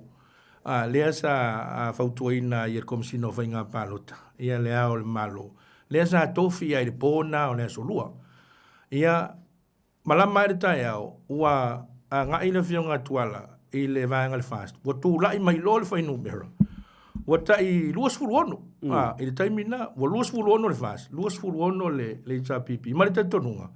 O le ato e fo i e whainga palota. Pita iani, lea sa wha ulu ia tangi. Ia le vāenga whai le fast. E soli tū la fono le whaupopo ino. Le sui whaupopo tamai. Ta ila e tu sai ma le mta upu fasu wha mai. Ia, ai le vai tau lava na, le sa to e au mai ele polo inga le whionga i le au le malo. Le ana male lenga. O le a wha le au ngai na uma lava sui vai pule ia na tofia mai whainga palota tele la tunu. Ala to e fue whainga palota. Ia, le ana na mafua ilo na lua whamsinonga ia i tangi ale fast. Le ana na i whamsinonga. Sau whai unga le whamsinonga maua la so sufitu o me. Ia le sa silafia umalipa ia male malu le atunu. Sau whai unga e wha le au ngā ina le sui whau popo ta maitai. Ia matula i mai ai. Wa luas fulu ono le fast. Luas fulu lima le chapipi. To e sau e marisi whai unga le whamsinonga maua i la so sufitu la. Wha le au ngā ina le polo inga. Ale mali lenga ale au malo lea fa pe toe wala aweli si fa nga palota fa ta si ila male fa manatu male tu lalo fa masinonga na avela sulfitu le au malo tau to nalem tau bulima lu al fa mai e te tau na usui al fono ia i to tonu le fa su lima so mai le aso le o le palotele le atunu ia ona fai lo polo inga le al malo le so lus fulu o le ata wa fia le palemene i le solufu fa ia na silvisa vea ato he o la solufu luome to au mai disi polo inga wa fa le nga ina le polo inga le solufu le na ma foi to ya nga i le fasi le i fam sinonga mauru le sa au mai le na fa unga le solufu to luome e fa le nga ina le polo inga le sa au mai ele au le malo le solufu lu malo manino ai ele ai ma se mata upu o le fa mai o fa pe mai ai se malo si anga o le au le malo na te tau fia ai le usui al fono na o lona malo si anga ila lo mta pulima lu o le fa mai et le na te talo ina ai le usui al fono i to tonu le fasu limaso ia si sila mai pea ia la ngai me neita o manga madira ia ona failo le apili ale manga fa ufai le chapipi va ta se malo ia si li fa sanga il va unga le fa msinonga lea wa solo ia sui fa popo tamai tai lea la na sau le fa unga fa sinonga tasanga pili lea solua yuni lea wa manino mai ai le tulanga o le sul pasene fo ile sa e te tau na ono tamai tai ma le fa manino fa to a ma fa ona fa tino le sul pasene lea ile mai ai o fa sinonga le palota mani palota la iti e to e fa i tu malo fa to a ma fa ila ia ona fa tu por sul pasene lea pe a fai e mai a e finga palota light ia ele i mau to ono o tamai tai tau na iai ai le tau fia i le usui al fono ai le tau fia i le usui al fono ole vahenga pito silina na taua fa alu finga palota ia finga fa masinonga fa alu ia finga palota light ai le tau fia i le usui al fono ole tulanga na e tau na iai ole fa yunga la na tasanga pili lea tele na saunoi ai le sunga tulepa mata ua i vapea wa vatu fo i lava le whaafofonga le tātou atunu o vapea mai wa whaisi usiu o vai unga le whaamasinonga ia e whaamasino e sa moa i neitua i ngā la fonga vapea nei au le upomoni e le eini si usiu ni vai unga le whaamasinonga o se tūranga le whaalore tele ia vai hatu a le whaafofonga tapua i mere pa ia male malo le atunu vatu foi lo ngutu male afi e na o le manu po le mea o le feti usiu o le upomoni na sa vea a leu fatu sa iei fa iunga le whaamasinonga ia o le fai iunga lana o le fai iunga le whaamasinonga apili lea ua fai lea ua mai manino i la ua tauna usui a le fono ia o le whaatautonga la lea na fai ele fas la solusul whaome le sa whaatino e tusa ai ma le mtau pulima lua le whaamai le sa fai nei le fai unga le whaamasinonga talo e nei la soloful valo iuni lea ua whaapea mai ai ia e wha lea o ngā ina le whaatautonga sa fai ma au mai ai leo isi o mahenga le fitu aso le o tu ina mai ai tau na usu ia le fono ina ia faa tahaua ma faa ma malu le polo inga le male lenga ale au le malu le sa tu mai le so luas fulu me e tawa e usu ia le fono veta ia ia o le voi sa to e pili ele loia sili ia le sa fe ita un pangal fam sinonga le sona nafi fa fele vainga le sa pari o la fa le fa pe mai ai e tu le pa ele to fa nga ina le malenga na mumua le o malo langa le lapse will expire le taimi la le sa o le mele ia olona na fina ngalo olona na fina ngalo o le fina ngalo foi na o le a o le malo fina ngalo foi na o tu le po fina ngalo foi na o niso sui o le chapipi ai mana tu foi sa vea e tasi lava le vaenga i lalo tu la fono fa vai mari la tau te fa winga ina le fa vai na le fa sinong na le fa sinong ma wolunga po le lava la le la tau fa winga po le foi se la tau te o ia ele alo ia ele fa le tu la fono ono le tau tala le fa vai na ole fa sinonga ma wolunga lava a Samoa la tau te fa winga ina le fa vai o le fa winga foi na alo ia le la wo fa winga mai hele ele fa sinonga ma wolunga e hala mai ana fa yunga ia a ole ala vai e le otelia ina wa le upo moni ile tua inga le tua inga ile fa sinonga tua inga le fast o ila to via o tua ye na usu el fon ia le o ta to la ina tua le fa so longa mai o mata upu le amata mai na wa mai le palo tele le tu se ia o mai lava ile fa sinonga le na fa ya nafi o lona winga la pali i ata to e fo i tu langa le o vaenga nei e tolu le tu mawai ia mata mawai le fina ngalo tu le e pamre chapipi mua ele te tau na usu se fono si vanga na wa activate ma fa nga le vaenga fa pui tasi a fa popoina o se sui to mai tai lona lua ele te tau na usu le fono mata o fi le palmene se vanga na wa uma ia a whapsinonga o pālota ia matangi whaasanga i isi tangi o le pālota ma pālota laiti whainga pālota laiti ma le lona tolu o le au te tiltilo tune i ai o le whai maitu le epa ma le HRPP e le ma whai foi o na usu se fono ma le pāle mene pe a whai le atoa uma sui usu fono uma e lima sifuru ma le lua o le maota o lona winga la o le ua whaawasenga mai e le pale e le afo i e le whaamsinonga a o le ala vai i tui i mata upure o la sa utal tonunga i e o mata upu uma ia le ua toe langa mai e songa tuila e pale foi ua au mai male lenga le au le malo o mata upu uma e o na tali i le whaamsinonga mawalunga o le lawa au mai le lato whaawinganga lawa au mai le lato whaaiunga i lalo le tula fono whaavai i lalo le rule of law ma le pule le tula fono i lalo o malo fa te mokalasi o fai unga le whaamsinonga e te tau o na usta ia malo ia o le alava lare te e le wha mai ei foi tua pa te tua te i fai unga le whaamsinonga a o lai a mai le whaasinoa ana le whaavai fai unga le whaamsinonga maurunga lea la tau te whaawinga ina le whaavai o le whai unga nai whaunga o le alava la fina ngalo whaalia o le a o le malo ma le sunga tule epa maniso sui le tapipi ele tau ona alo ia ele te tau ona wha o ngaina ma ele te tau ona wha le tūra fono wha o ngā le wha uinganga ma wha i unga le wa umai le wha msinonga maulunga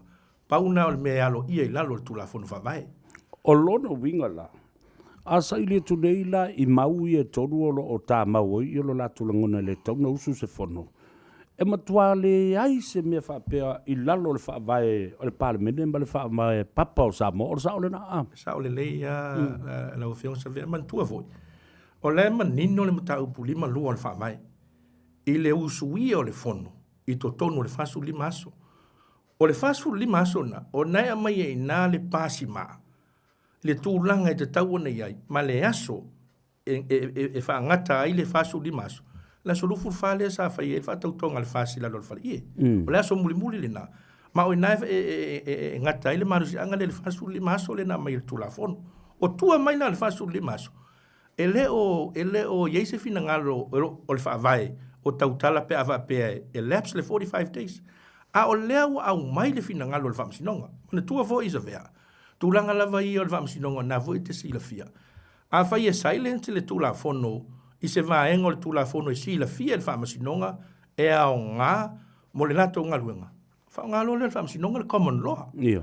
O le common law, o tula fono ia le whau mai whai unga le whaamsinonga. E le ngata la whai unga le whaamsinonga le tātou atunu. Ai whao ngā fo i le tātou whaamsinonga maualunga. Whai unga mai isi, whaamsinonga isi atunu. Tai peo New Zealand, ma Australia, ma Peritania. E vela tai ma le mta upu. Le ala sa whao ngā. Au mai le fina ngā lo le whaamsinonga. I le ngā tau whau inganga. Whaatase manisi wahenga o lo tau whaamata lai le mta upu au tū. Ia o le e sau noa le sunga tula wasi usi ua le. Ia whai unga le whaamsinonga. O le ia whao ngā upo au lape o le whaamsinonga po le whaalau fo o le whaamsinonga. O le no winga la pe ato te tai nei tua i sofina ngalo pali i. O le malo si anga o le pulenga o se malo tausi po se malo whaau au le tu mau. Temporary Custodial Government sauala na pule le nasa i o mai no uma le whainga palota, uma ma le fastful li maso, uma lo tawa fia le fono, wa uma fo ina ma le pule lea. O le tūlanga tonu ana tauna iesa vea. Mantua fo. O nisi nao tauru manga lea sa tala noa ina le whaamsinonga le a pili sa tala noa nafi. Sa fesili ngia le whaamsinonga. Po le ha tonu ale teime uma le maru si anga le malo tausi. Le sa tali le kiusi le sa tula i mo le fast. Tali le kiusi le sa tula i mo le sosa iete alo ia. E uma lo le fasu li maso. Uma lo ma le malo si anga. O le malo tausi. Lona winga la, a tula ia se tūlanga whaare tūla fono i tari tonunga, o ia foi tangata hata ma mai i tūla fono. O umane malo si o le malo tausi. E le taunto i se malo tausi. O le aso na fisa au baba ai e mo whaarongolongo i le whaatalinoanga o tula e palenas e whaatolu ana whaine upu lea. Ia, a mātou mana ola e toso tuai pe whapena o upua e whaatolu ana whai e toso tuai pe a uma whala isi whaapsenong ia na toi toso tuai whole no whapela lau tala. O lono winga, o lo o whaia ma le mautinoa, ma le mala malamba, le lei i le politiki i le anga le whaatino nei a pali. I pēr whai e tusa ma sau whina ngalu. E sao le lei ala usau noanga, mautelangona. Ua si la fia uma le to tele, o le atunu, le tūlanga le wai ai. O le upumonia, ua le talia ina, e tu le epa ma le cha pipi, lo la tau malolo, i le whainga paota.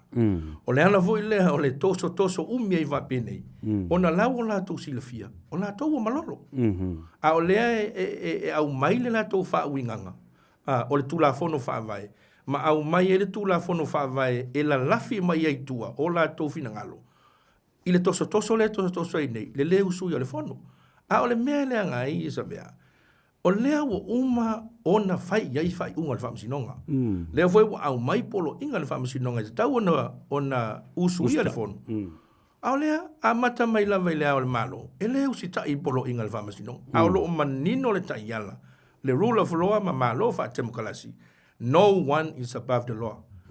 O fai unga le whaamsinonga mawalunga. That's the law. O le tula fono le nā. O le ala le mele sila nei. Nā no tau te tailo whirangalo. O le aso na nawhina whalpuipui ai i o le tangata sa avea ma Palestine o South Africa. Jacob Zuma. O le morianga, tutusa lea ma le morianga le whasanga nei contempt of court. Le usta ia le whai unga na whaia le whaamsinonga. Ana nawhi lalna, lea na whawhalapuipui ai loa. Walu ese mai ma le tofinga le Palestine. Jacob Zuma o South Africa. Sifuru lima masina le whalpuipui. O lona winga. Au tilotu. I leo ngaonga tele la o le mata upule nei. Ma le whaasalanga e o stangata a contempt of court. O lona winga o lana mea. O le matua le ususta i amasoli pala. Le whai unga le whaamsinonga. E o alai Palestine. E o oi pare mia. E o oi tangata sa te tai. O lona winga o tanu malala. Tauna tofu ia. O le tūlanga na, pēr na uwa ia tūsa vea, e iai au lape o le tūla fono. O lea wa e sau noa i le tūlanga, lea tūla i mai le presidente o le malo o Afrika i saute. Man tua foi la Afrika i saute. O le malo fa te mokalasi. E tu tūsa le lei matatu wa tunu, e i lalo uma o le rule of law po le pule le tūla fono. Lea la wa au mai, tonu wa le fa taita inga. O malo fa te mokalasi, e le ai seisi i lunga hatu o tūla fono. O le tūlanga foi na o iai le tātou watunu. O ai e ua le usta ia polo inga ma whai unga le whaamasinonga. o tua na o patatua, o au lape na o tulafono, e te tau na whaatino, tau na molia ile soli tulafono, ile le usta ia o whaiunga ma polo inga le whamsinonga. Papali i raro o fia, ta tai lo fina ngalo i tua le mata upule nei le ta whatonu leo i tu tau whaafea ngai o le malo. Le pale mene, o le se pale mene. Le whaatonu ma le pule whaatonu le executive lea o lo iai i le pale mia nisi o le kapeneta whapena foi ma leo leo. A lea lau a pei wala ane ma le au le malo i le melea. Wa tili wha malo si ai le malo ti a o tu le epa malo na i tui. Whaasanga tau lola i le whaamsinonga o le pau leo le itu o leo lo o mao popo o le tino o le malo tātou te sulfa i ai. A o lea la e fōringa mai. O iai ma leo leo i lalo ia te tau na lātou wha malo sia ma reinforce lea fo i le whai unga le whaamsinonga. A lena sau notu la epa. E ngalo le whaamsinonga o leo leo ia i lalo ia ma le ao le malo. Se lo ngala e whai atu tui la epa i le komisino leo leo whato aminoi. Lala na o la usili. La le me o le mwhai lo na whaatu ma oti ese leo leo ma le lātou mutanga alwenga ia whaatino le lātou ngalwenga le te me tau na whai. O le tūlanga sa whepeo na e saunoa. Lea wa e saunoa le separation of powers. I le tūto o tasi o la lahi e tolu. Ia, lea wa tātou mai tau. Lea foi wa mori mau mai Samoa le mele utulai mai. O le tūlanga lava ia le whaatinonga o matawhai o i mati uti o le ao le malo. I lalo le wha mai, e te tau ona tūto tasi. Mali. E le te tau ona affiliate na ia ni tūlanga o whaporkiki. Whaatino pēha la na ia matawhai oi. E pēo na tautala i le wha mai. E o foi la le whaatinonga o le au nanga a le mtanga ruenga o leo leo. Ia e moi. O le mtanga ruenga o leo leo. E i lalo le pūlenga whaatonu. Ai i lalo le whaatinonga o le lātou tiute. I le tūlafono. E te tau ona tūto tasi i lātou. E le te tau foi na affiliate lātou. I tūlanga whaaporkiki. Ai mise o le pressure mai ai. E le malo tausi. E le te tau ona o iai lātou. Le tau nus. Ai tūto tasi le whaatinonga o le lātou pito la au. O le hale mea le tau tala iai le tūlafono o soli ngā tūlafono. A whai o soli le tūlafono o lātou e whai a morianga. Whai morianga, awe le whamasinonga, whai unga le whamasinonga. A le ala tūlanga le iei nei. Wa le upumoni. Ia, wa toa tele tangata ua mōria el mea, contempt of court, sa vea. O toa tele, tangata le usta ia whai unga le whamsinonga. O le ale unga, mōria, whai iei whai unga le whamsinonga. A le saratupe, whai pui pui. O le vesili la leo tūlai mai. O le ala le mea, o le whaati noa, ai lo la tū tiute. Le au mai lalo tūlafono. Tusa lava pea mai o la tau le lalo pūlenga whaatonu. E le ai o le manino le tūlafono whaavai. O la tau leo, o la tau e wha malo sia, le tūlafono, o la tau e wha malo sia, whai unga le whamsinonga. Malo whaatai tā ua tele. Poe maua mai le ia maulunga o le tātou tunu. E lea o ia le matapia le manaia. Ia, po lau tō whāma le whautautanga. Ai, o se taimi tā ua le nei e le au maua. E tau te whaafofonga ai mamanino le lei ia mata upo. Ona le to ia leo so tau ai maa ia po so ngangana vale fo ile i telo tato proclame e te alu malo nganga fifia mo le nganga faftai wa e malama wa e manino awa o le tau o le manino ma le malama i tu la fono melo tal no nei e fai ai au fai unga poto ma fai unga le tato e fo ila e le vai ngano tilo iai o te lo fo e silo fia le lei. I le mea la leo le mumusu e usu le fono ono mtaupuna e tolu le whaapopo le te maitai ma le sui te maitai a tōtasi a tōili to ono e le mwhaiu no se i mai a ia whainga pālota ma counter petitions ma whainga pālota la iti whapena foi ona le mwhaiu no usu se fono se i wanganau a toa uma sui uma e limas fultasi pe limas fullua o le mauta. Au i le vaenga limas fulma le ono le whaavai papa o Samoa na e sao noa mai ei ma tala noa mai ei. Wa uma me nei o lo vesi au tafa. Ai a toa le whainu mera o te tau na usu. Sei sao no ai wha mamla mal vaenga le wha mole pari. Sao le lau sao noanga sa mea. O le manino le muta o pulimas fulu ono le wha mai. E le mawhai o na tau au fia. Le usui o le fono ma whaatino o na tau lumanga e tusai ma le tula fono wha mai. Pea wha pea o lai ni awa noa ni suyus fono. E le o wha tumua ni no foa po ni awa noa ni suyus fono. E le tau fia mai e le pale mene. Le usuia. o le mta upu lima ono na o le whamai. Mari. Ma asirisila na le tūranga le au mai ei pēr le whina ngalo tuila e pa ma le a fōi wau mai ei ma le lenga lea o le malo.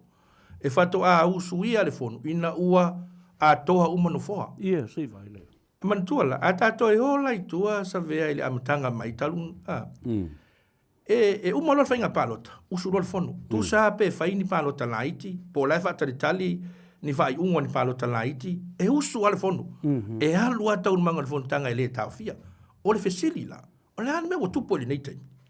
A o lea sa wha ta ua, le mata upu lima ono leo le wha mai le amatanga. A le wo me neitei, wa le wha ta waina.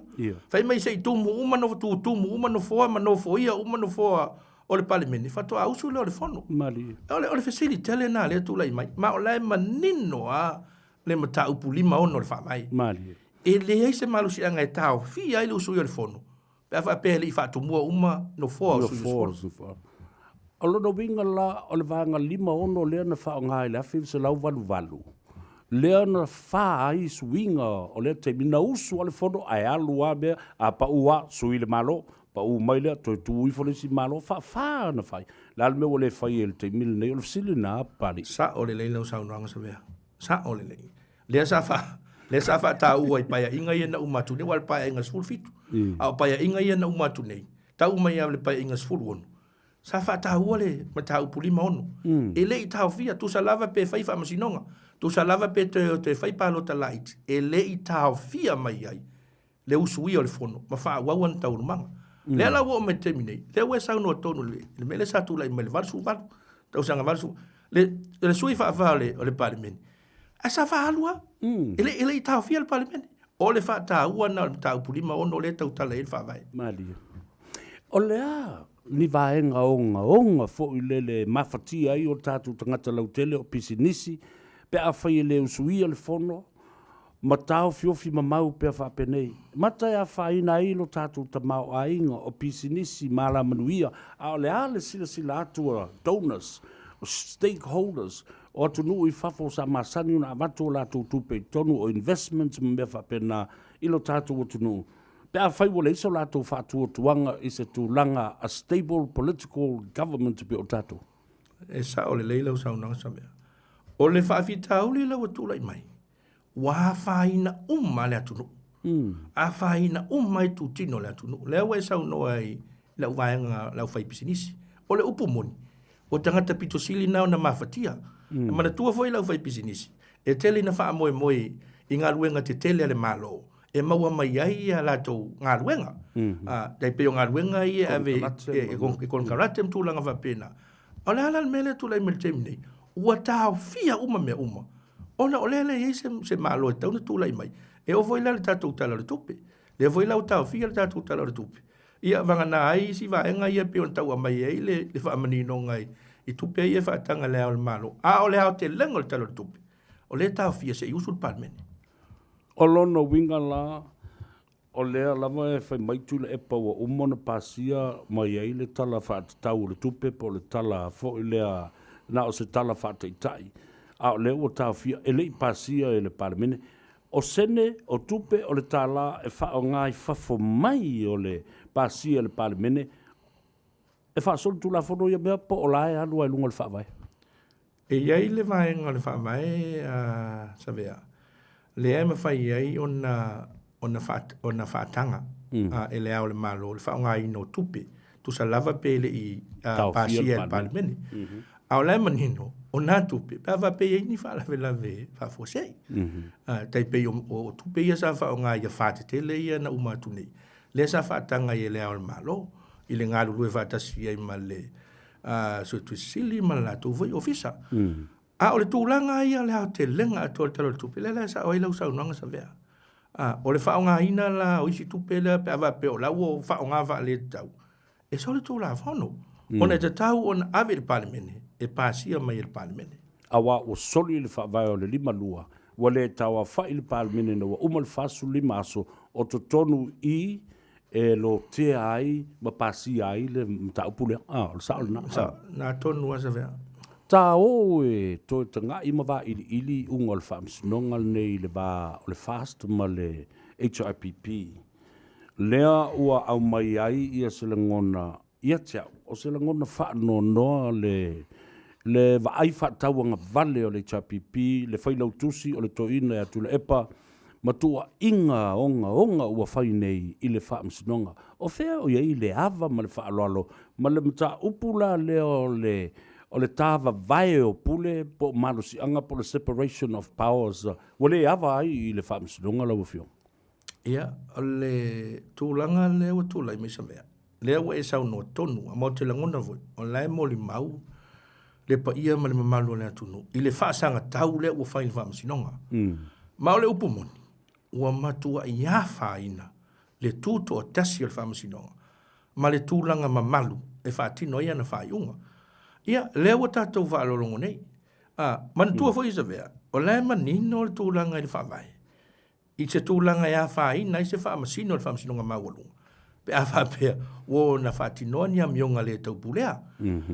O a whaale tonu le soifua malolo ina, po o vai le mawhau. A o vahenga i e whaasanga tau ia i a tuila e pamali cha pipi. Al pule whaator. O whai unga le whaamasino. O whai unga le whaamasino. O le whatu le o le ngaluenga whaamasino. E le ma whai ona aveini whai tionga. A whapea e whai tio se whai unga le whaamasinonga. E le alo ia pe a e whai tio le whaamasino na whai ale le whai unga. Whai tio i le content o le whai unga. Lala le me whai le apili. Whai le apili pe a le fia. O le ana le tali a mai le apili. O le tali na e tau na iai. A le sila le atunu. Le whai ua tali le whaamasinonga apili. A o le alava e whai tio. O le alava e te tei. O le e whanau mai e le te tonunga. Ua a whaina. Le tūto o tasi. Ma le tūlanga ma malu le whaamasinonga. Mantua voi sa vea. Madi. O lea ua amata o na tūlai mai malo mai fafu pe o New Zealand ma Australia. Lea vo tūlai mai tūlanga i malo au whaatasi ia ma tūlanga i malo tau pulenga, United Nations ma Commonwealth. Pau hale fe au lea mo moli mai e malo ia ma whaala putonga tele ia laulangi. Ia whaata ua le whaamsinonga. Whaata ua le pule le tūla fonu. O le taiala ma le whaamai papa le nā. So o se malo wha demokrasi. Lea sa tātou whaafonga i le whaafonga fui Samoa i le saunoanga le whiunga ia au pito. Lea sa au mailon vina ngalo. To tonu au New Zealand. E pe se mea fuina le e fefe e tango ia i pe a tau le ai a ina o le tuto tasi o le whaamsinonga. To tonu le tunu au New Zealand. E matua i sa lalo tu la fonu. Ona ai a ina le ngaruenga whaatino le whaamsinonga. Le voila sa au mai manino le saunoanga le whiunga ia au pito. O lea e stand by le malo New Zealand. E tu i na atu le lato lango i le whaamsinonga Samoa. Mali. O le ale me mo mia e lato, o lea o stand by le malo New Zealand. Tu i na atu le lato sosoani. Ia sa o lawina le tusi fo lea le Honorable Justice Gerard i le nai vaiaso o tona i atu i le nganga whaano no tele. O le wal plestene na o le whaamsinonga atoa ma le sosio whaamsino umba i New Zealand nei. E se le mānei o le natusi le whaamomoi loto.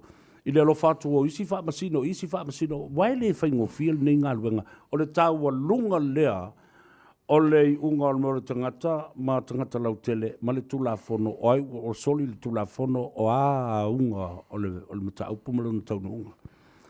Lea la, au te nofa mo mawhau. Ona wa uma fo ina sainia le tātou whea ngainga fo lea na whai o le Piketaua Convention. E le mawhai ai o na aiaina e nisi moto o le Pasifika. Ia ni whai unga whaapolokiki e whaia e se atu motu ai o le Pasifika. O lono winga la, ua vai fo ila ma le whinau o le Pacific Forum pa whai e mwhaino utu ina atu whapenai lau whionga pari. Sao le leia, ua mantua le whenga inga lina, ia e lea ia aili si atunu tūlanga whapolokiki ali si atunu. Ai e le tau fia hai le tūlanga o le ave le fisosoani. Mari e lo. Ave le tualalo ma ave le whautuanga, taipeila le tūlanga leo tūla i meil malo New Zealand. La esi le fia le malo New Zealand. I lalo le whenga inga lina, e le mwhaina ia ina tau i whenga whapolokiki a Samoa. A lewa mai le lato fisosoani, e a ngai i le whamsinonga. Ma fua o na ngai i le whamsinonga, Ona pe no fa tu sa vea. O le fa vai papa le o le malo fa te mukalasi. O le pule le tulafono. O le tu to tasi o le whamasinonga. Ea wha ina loa. Ia, o le tūlanga nao no i ei. E le tu e tūlai me se tūlanga se file mu. No justice, no peace. No peace. No peace, no love. O le ala me o i ele no love. E o tau sa mo. O tau. Tātala noa lai le mata upule o le ua matua manid noa le mata le vai le separation of powers ma le tuu o se seng.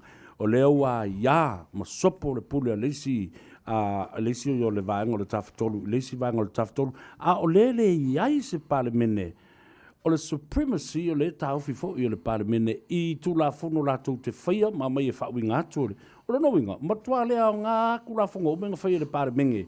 In the past, e mai e whaamatala, interpret and apply ele whaamasinonga. O le sa o le O le sa o tonu mantua sa vea le separation of powers le ua sa uno iai.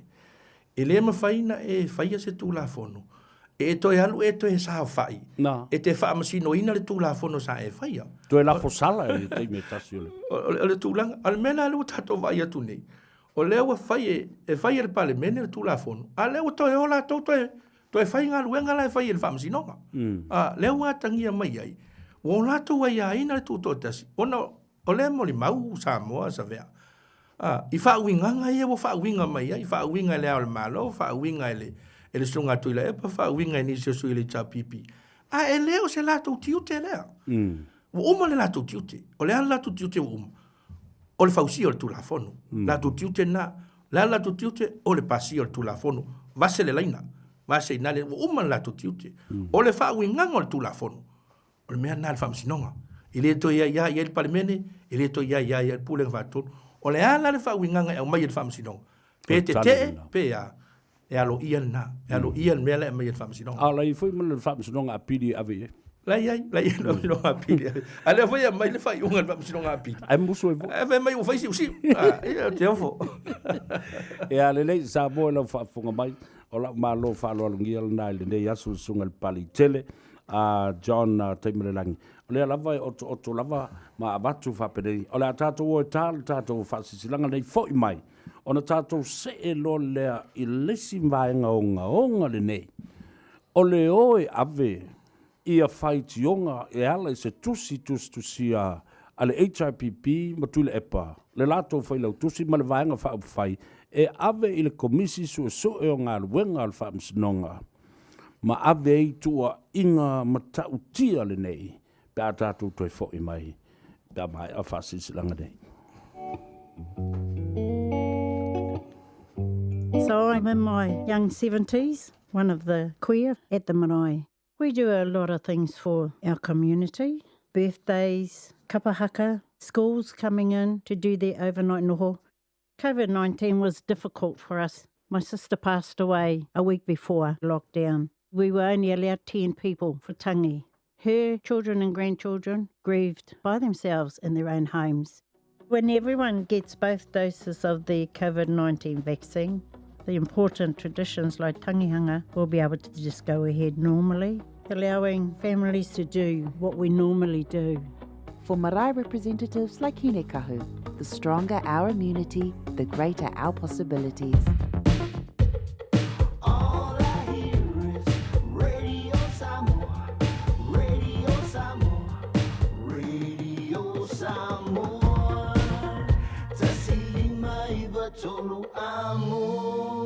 Radio Samoa, kasilima i wakonu amo.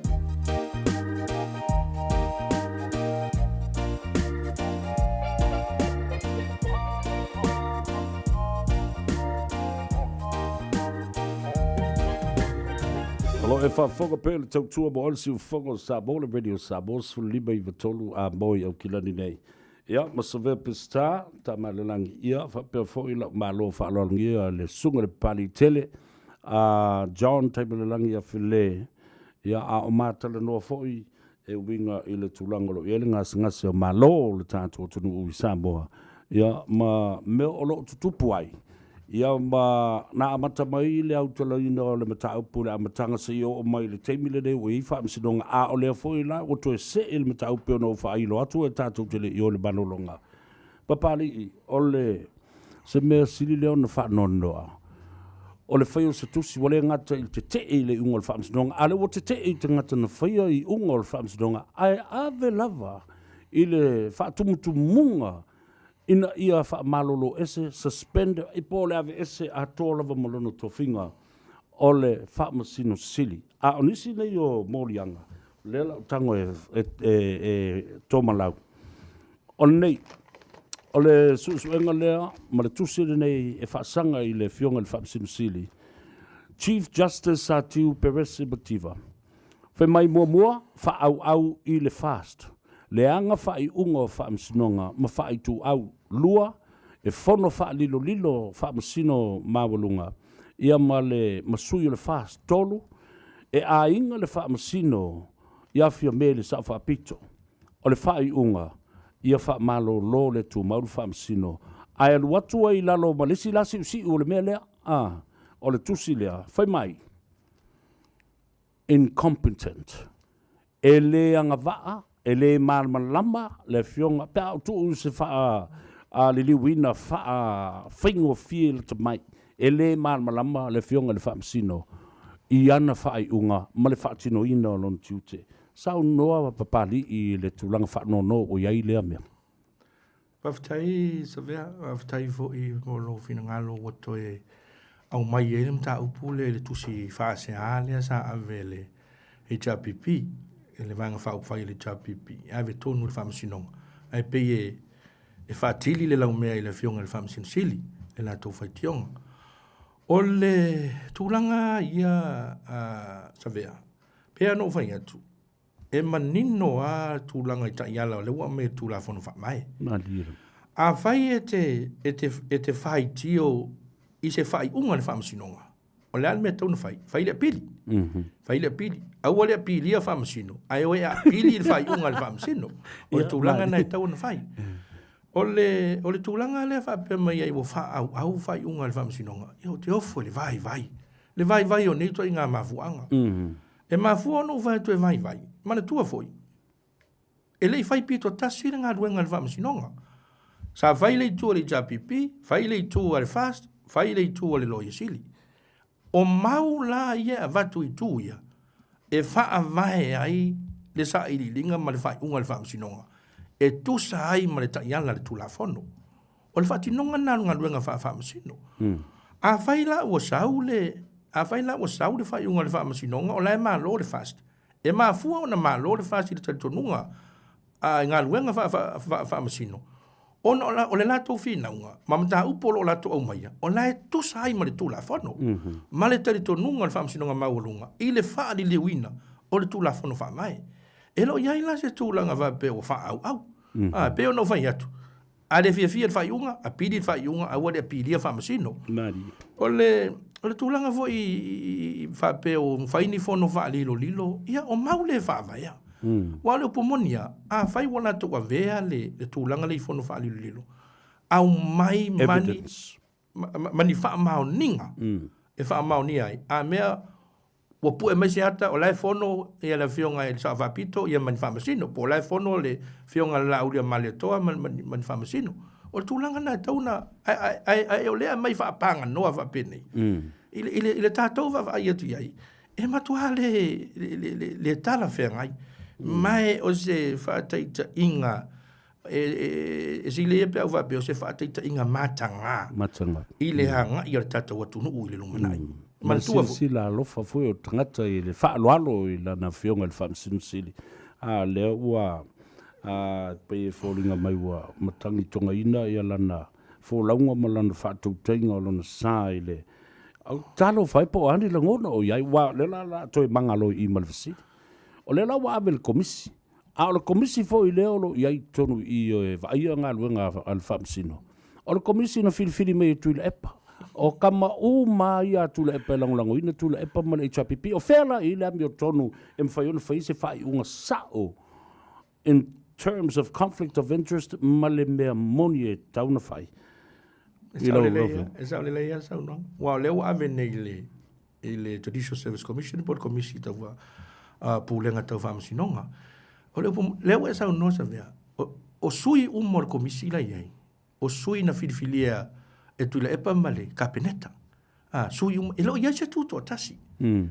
Tai pe o le mele sa nga ia toi lava fina nga le society lo ia manisi fo i o le malu le atunu. Ina ua whaatala noa pili e tolu. Le nala. Ina ua whaatala noa pili e tolu. Wha mole. Iai au wai se sui tuto atasi. I to tolu o le komisi le nei. O le komisi mo le whaamasi nonga a Samoa. E le nao se komisi tofi o latu sui e mai nao tangata e tofi el kapeneta. E le ai.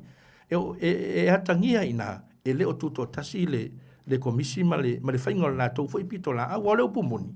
Sa mea. O tofinga ia fe kapeneta. A fina ngalo al kapeneta e to avese. Avese ha? O le whate ta inga, sa vea, le o lau ta ua tua le mele sa tula i mai le lua fiskul manu. Ma le tua foi o le sui o le komisi sa ai, o le fionga le tu le tufunga, le paisi osi.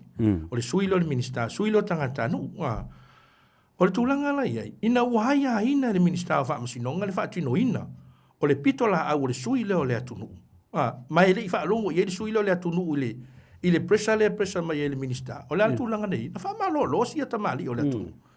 O ko meki anga ave ese mai malenu fua. Ina ua le whai al mea le whai mai ele mingiska wa masikonga. Ma le mea le mana o el kapeneta.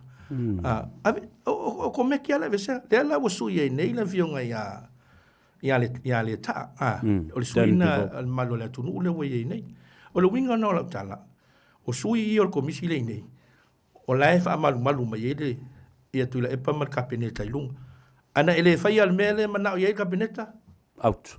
Ma fala al mele. Al tulanga na iai, mole mai e vatu e pele langona. E te tau na toi sila al komisi lea, ina iai se sui tuto tasi. A mai plestene al society aloia. A wai leisi ai al kapeneta e tofi el plestene al society aloia. A mai se sui o le kalesia so fatasi. A mai se sui o li ma fai pule. Tulanga ma pena. Ele ai aina, ma ele tofi el kapenet. On tato ilola ia. O le tuto tasi. Le ida mi todo mo tuto tasi.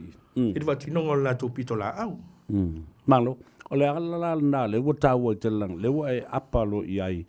I le mtaupu sa auto avatu. O le a fianga la i o pili fo i e tolu len tato vese nei matam fai i a whaasolo muri se iai se tai au ma se taimi lea wa a fia i nei la i a tato nai o tato whaamsino ia ai al sisila ni iai tia vasu e patu falfatu lou o le whaafonga mele o ai ngai i tapu o tota ma ona o le sa o le matu ai sa whaamsino sili ia o tele pole i nei te u whapeane a vai o sa o tele noi la mi o tonu mo o tiu te whaafasala laumale ki o mi fo i langa i whape vai lo wa i e me whaasala ia ma whakoe le si uso i chapipi langa e whaise sala o le mea lua manu va o tino ma ano e ona ia la kampania lua na toi ave i tula e pal se lau wafe man tupu e toi ilo ai pili nei e tolu le whaamsinonga le o toi mai e ma le fionga e atu i loma ne Ronnie Slate. Au whalonga tuele i ai le teimi o le whai le whono lea ma tuele e pam le chapipi. Olona winga, au mai e ma le loia sili. Le loto lo toi to tonu o me nei o lo vesi i fi naunga wha amta upo le tula whono. Ia, whapena i fo i ma le sa avea ma. Oio le fo i ma, au le se e i ma le whaamsinu sili tonu i. O la whawhewhea la ona whai lea tu ai ngā. Fo lele soala pulenga ile ami o tonu pari. O le tulanga sa o so vea. Mantua o le fasiale o le ave il komisi o whamasinonga. Le awa e tō laulawina sui il komisi. Mantua e tai fono le fionga le whamasino sili. Ia o le whamasino sili le whaasanga i ele. Le compre. Le fasea. O sui o le ia ile lo ia sili. O le loia sili, lea e finga o malosi a kule, mele i lumo whamsinonga, ma o pati o keisesia. Lea sa whai unga le whamsinonga. Lea nga ia toi whasea, conflict. E iai lea ia afte na ia le loia sili. A solo mai la fionga ia tui loma, ne Ronnie Slate, o le sui li tai al whamsinonga maua lunga. Mantua foi o lea sa whailoa whalau i tele, mai le fina ngalo le fionga ia tui loma. I le tu langa i te tau na iai, le rule of law ma le pula tula whaalongo le whamsinonga. Ma le ngā ruenga le whamsinonga. Lona winga la, e voi le tatonunga.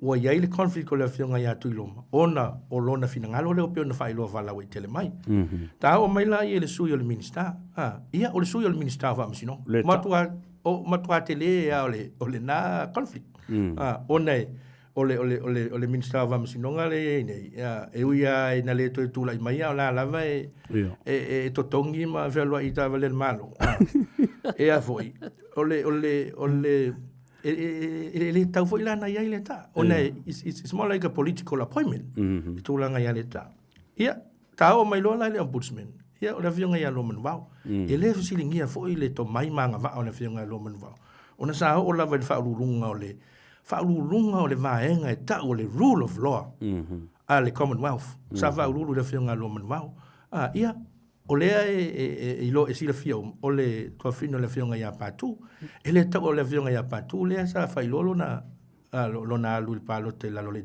pipi lo ringa ele ta foi langa ia la fionga lo manvao o lo winga la o conflict o mas e ta ma ngona ma tangata o lo utel to nunga ia la fionga sa vea pole ha lava le tu langa fite na ile ai ia fa atino le lato ngaluenga e tu sai ma le taiana le tulafono e fai lo se lato fai unga e le tu sai ma le tulafono ma fai se lato fai unga ua sopo loa ma sopo tua oi mai le fa sino ala le mai le tulafono fa mai io o soli tulafono la tulanga ia wa le fai unga sa wa ia tau na fai to inga tusia ile tau talia ile tau talia fa manino ia le tulafono no lato pasia le manino mai ile taiala o ngā ruenga ma mta whai o i komisi.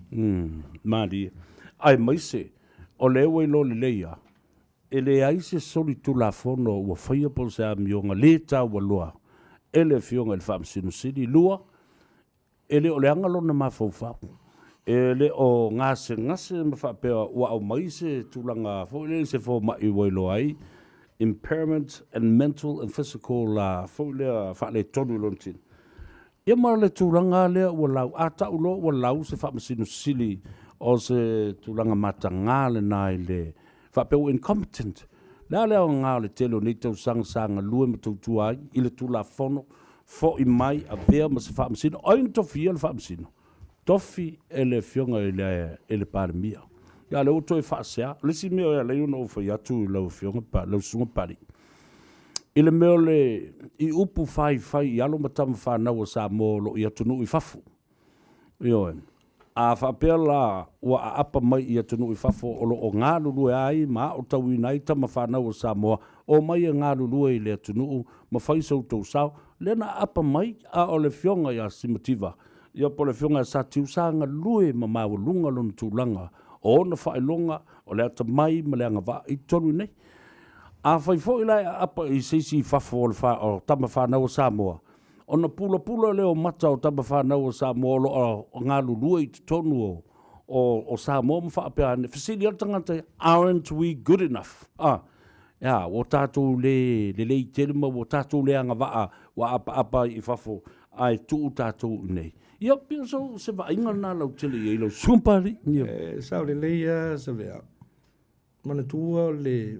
e pe o se upuna o lai mo molia tu ai fa se ali ta pipi o le leanga va incompetent le mo molia tu ai le fa se ali ta pipi e nga il fam sin sti ma va tu ai la tu ngala ngona vo ia e le se mala mai le anga no tu langa fa pena ia sa vea e fa masino Samoa ma tu foi sa fa si umi o tatou tali po ai tu la mai i le tōwhinga o le whamsino sili. Malila. Paua le tali atu i la e pasawhai. O lea e whaatali le musunga. Ale nganga paia. To e saua i malewanga lona lua. O tōwhinga mai le atua. E le fisiringia nā tūranga. Ma o le mea tonu ana e tauna i le o tōwhinga umo tōwhinga mai le atua. Wa sasi lai i le whauta. Lea la o. Ua whaatino. A whai o le awhionga ia sa tiu. Simativa lea na musu e le anganga pa ia tu la epa e te tauna avea whamsirisiri o ia o le tōwhinga na mai le atua le sa tātou tali o mai o le anei la tūlanga le ui o le ua toe whai i le tōwhinga mai le atua le ua toe whai e le hanga vaa e tō finga mai le tua. Mamana o wha malolo. Ia sa wai le matulanga mai le tua. O le tūlanga tonu na sa vea. E langona i le wha noa. Nā ria. Mahe i pi e lia o tatino.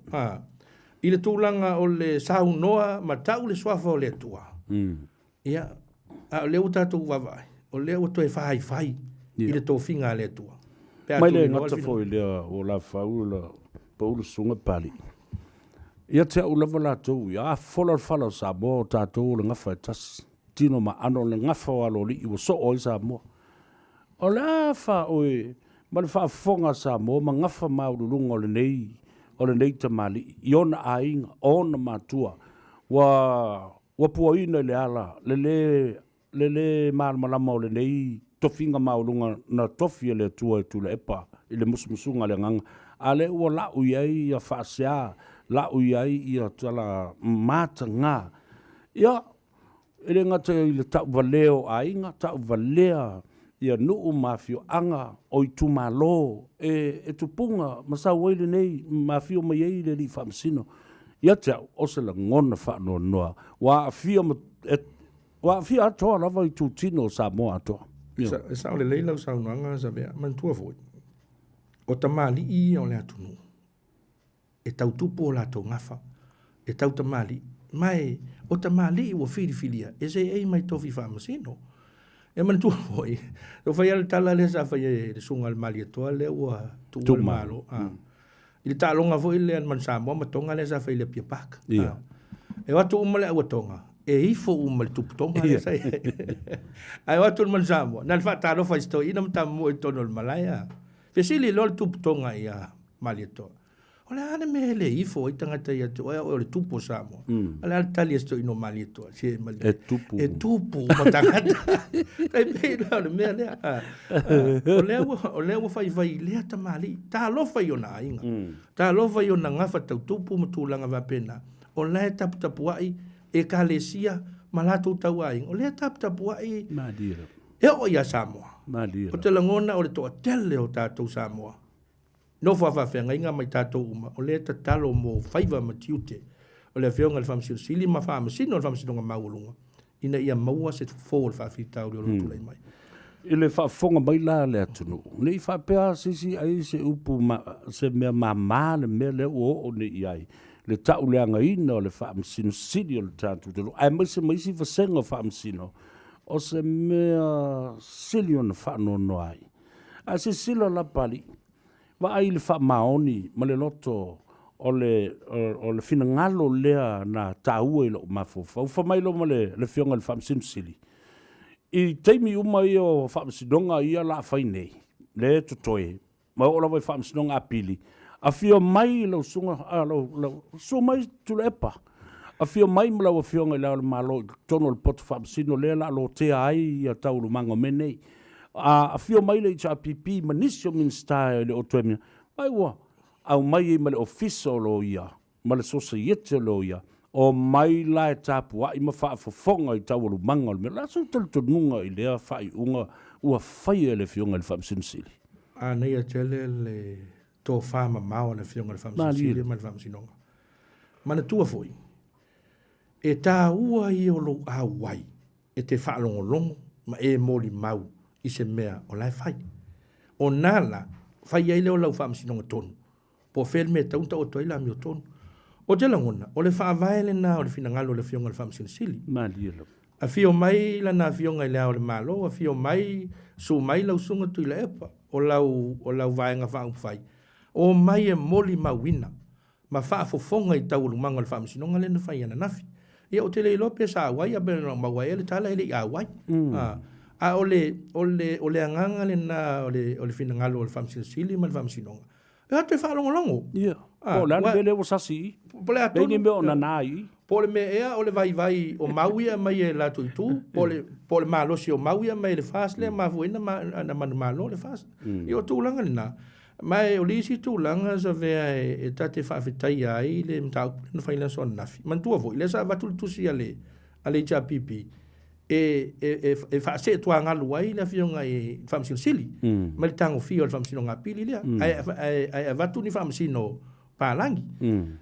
le ale tali na ave le famsi sili a le sa se e ia famsi le fionga famsi sili ile fa tau tainga le mta upu le fa ia nafi ona o mafu anga ia va tu ave se le fionga famsi sili ile fa va ia ele Hamilton ele tu sai ma le tu la fono ole tulanga fia na ma le nganga fa tai la so nafi sa ve le ala o tato tali talia le fa iunga le famsi nonga I male tali tonunga o I ole ngata I loa nei fa fitau le tu mai o ia la fa umo le mga ole kung o fa umo ale si vai na tau o le papa I na fia facility on o core issues legal issues e tau le fina wina fa ta oto lo wa ia mata upu fa tu la fono e tau le fina wina le wa uma o matu o lo tu mau pe le fa numera manu malo le fast manu malo le sui fa tu mawina ai longa o to tanga I masila sila ia nga va o la to lo ia lo o me nei ma la to fi no e mata upu tu la fono ala la tu wa le fa msino ma le fa msino nga male unga ai le sila I la wi ai fa mai na o la wi a me o mai ele chapipi la su to lunga na me ole tulanga ia savea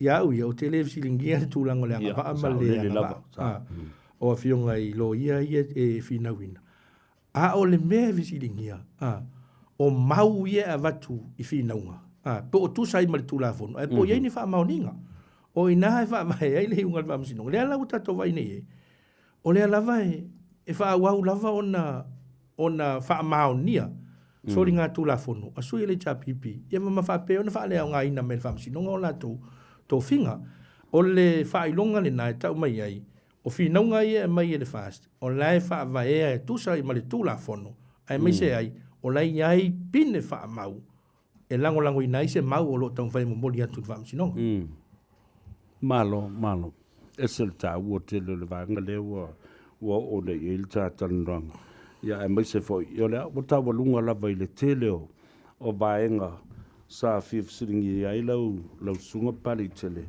ya ma fa pena foi ona fa manino ai ile tulanga o le fa fonga mai ole ale tatu o tunu fa I ungo fa msnonga yo lo tu lai mai nei ile va vai atu le to ulu lo tasi fo le ma pa u ai sui fo I le HRPP alu wa fo la lo ma fo pe le sau no le talidia o le malo sio fina ngai mata upune o fams nonga matua inga me fa pena o le lava fa longo fams no ma se le to tasi fams no lo fa longo le tau manga e ma lo te mata upune ya la le na le you know for yet ya wa ese le mela wa nga I ai le toina ai tonu o la yel fa unga mai le aso mo le taimi fa le tua mo tato wa pali e sa le fa malusi au ai le fa fonga le tonu ia lava papale pea e sa le sa unanga I la fiong sa vea mai o te langona e tau fai langona mai le paia malu so tato tu no le fa fita uli le tu lai mai ma o te langona vo o lo novo tatalo le fai ngaluenga paia le tua le fai ngaluenga tofi o lo novo tatalo vo tupu mata mali o le tu no tu la fale vale u polu sa au te mai tai se o la vel malo si mana ya tato fanau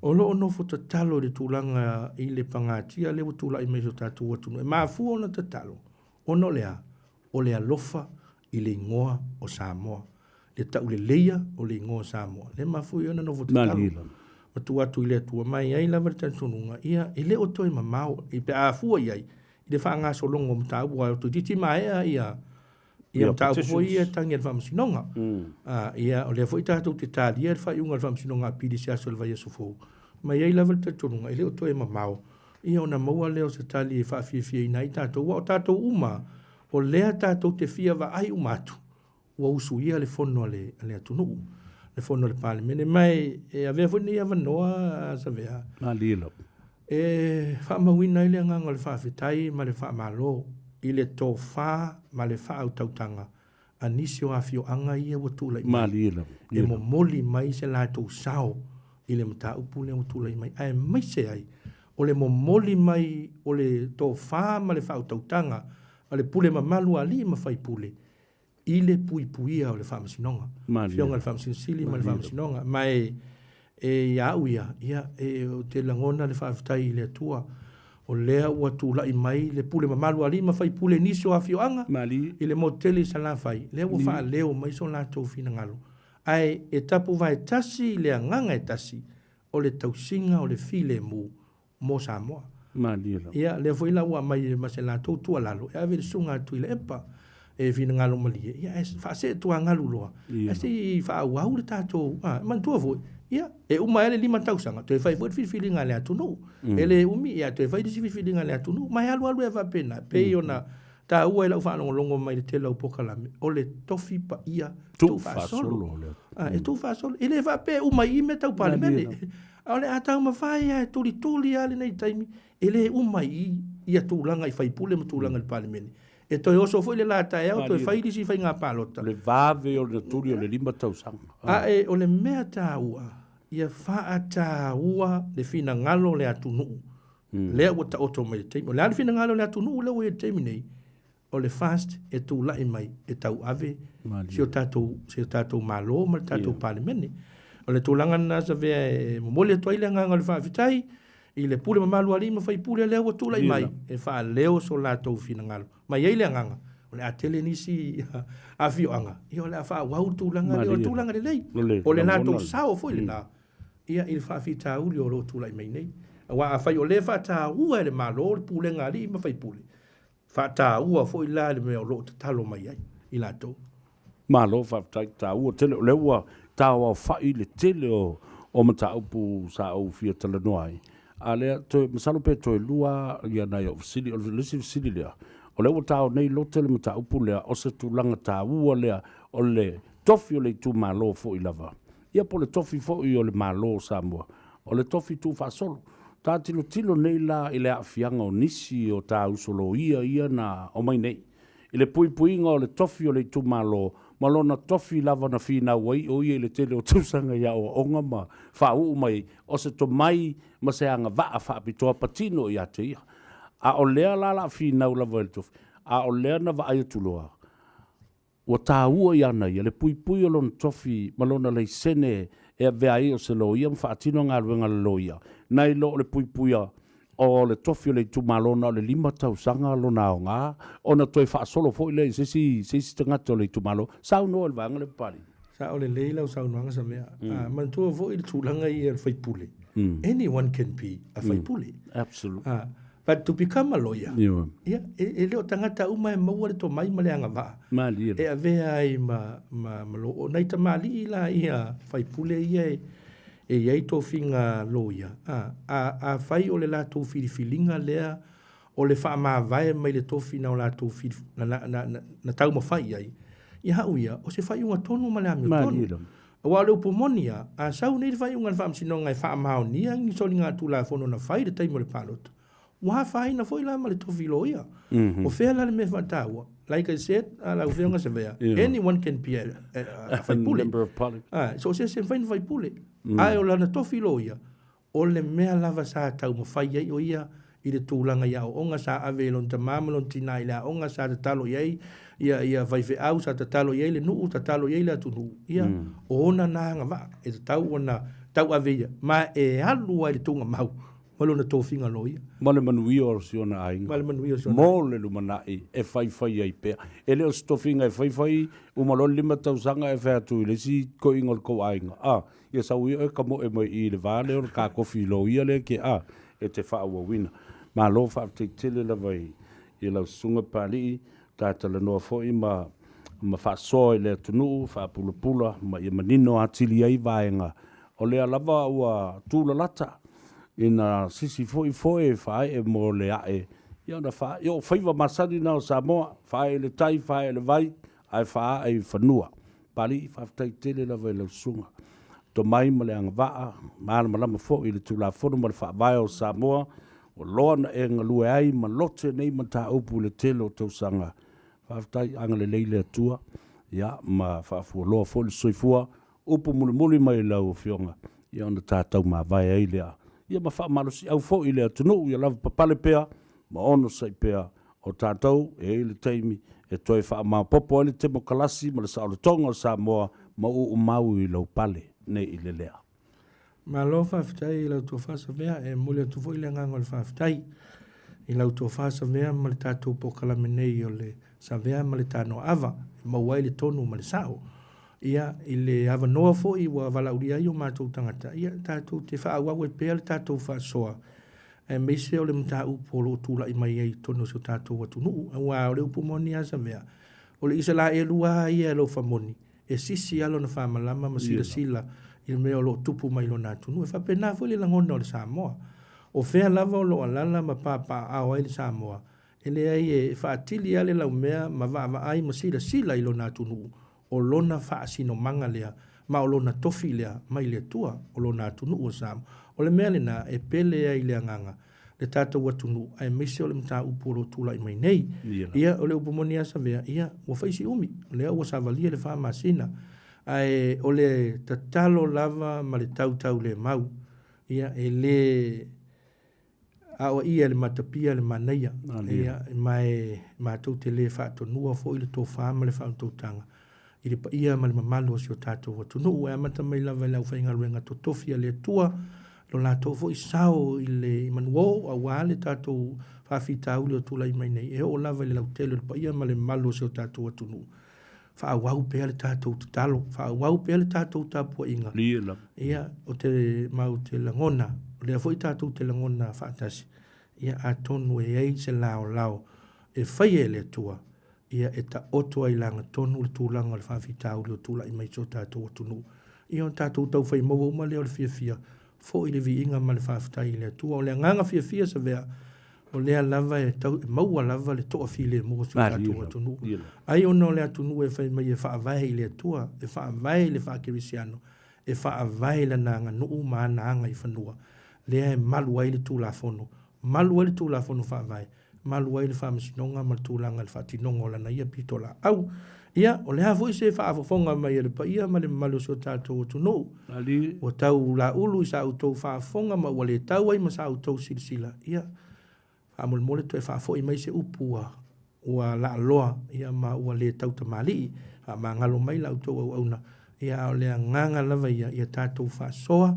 A vātū au mai, a ia maua se ai. A wasi o tātou atunu. Ia, vātū le whaafonga ma le nofo tapu ai mai. Ia, manuia lau tapu inga, mo le tātou tālonga. Ne tā ua le tātou tālonga mo muri lea matonga. Mai manuia lau tapu inga, mo ila toua. Ma o foila manoa e malanga toi a metone, ia manuia le tapu inga so tātou au. Ia wai tā ua, ia wase ava noa mo le tātou au le atunu I le tālonga o le ipo le langi. Ia, manuia foila o tō whasa vea. Ia, wahalo whenga ia, ia wa tau ma se toha. Ia o te le selu atu sa vea. E pole ama le alo tau mwhai. O hei fo inisi o tau ai maa mai pēa. Ai pē wa wha te tele. I nai lau la le lei sa vea. Le se upo e vane ai. Le se upo e vane ai. Ai mori atu le ngangal mafte sa vea. Ia manuia fo I tā pēna atu se o tātou atunu. Ia wale sa pate o le aso atai au. Ia whasoi ia whaftai. Alo whaftai lau fionga. Tā whenua I pēa. Anga leile tua. Ia, ma moa foi lau soifua. Ia, a whea ngai eiba o onga I universite. Ia, whapena foi le filtua ma le nofo alo. Maise le tina matua ma le ntapo inga. Maua lau tō whama le whautanga. Saunga le mu. Ia, tā whenua I pēa whasoifua ia.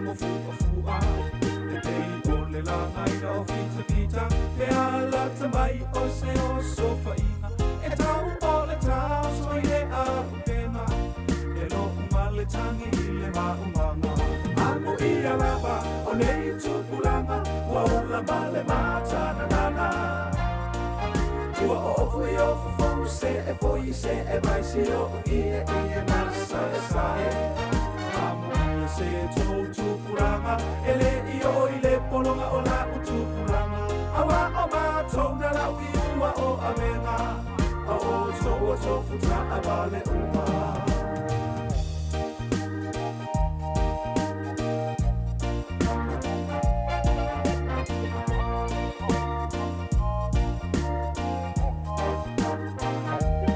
Tūlanga i nei o na po o mana i a tino ai le ai o ni loto e o la wha alango lango lava mana o e tupu lima tu mea uma le a inga wafia a ai solo ua whea moa i solo tau ato ato o fuana o le o la matana nana male le ai se leo so alofa amo i a lava o nei tupu langa ua ula male matana nana ua o ofu i ofu fonu se e foi se e vai se o i e nasa e sae amo i se tau tupuranga e le i o i le polonga o la utupuranga awa o mātou na lau i ua o amenga a o tō o tō futa a vale uma awa o mātou na lau i ua o amenga a o tō o tō futa a vale uma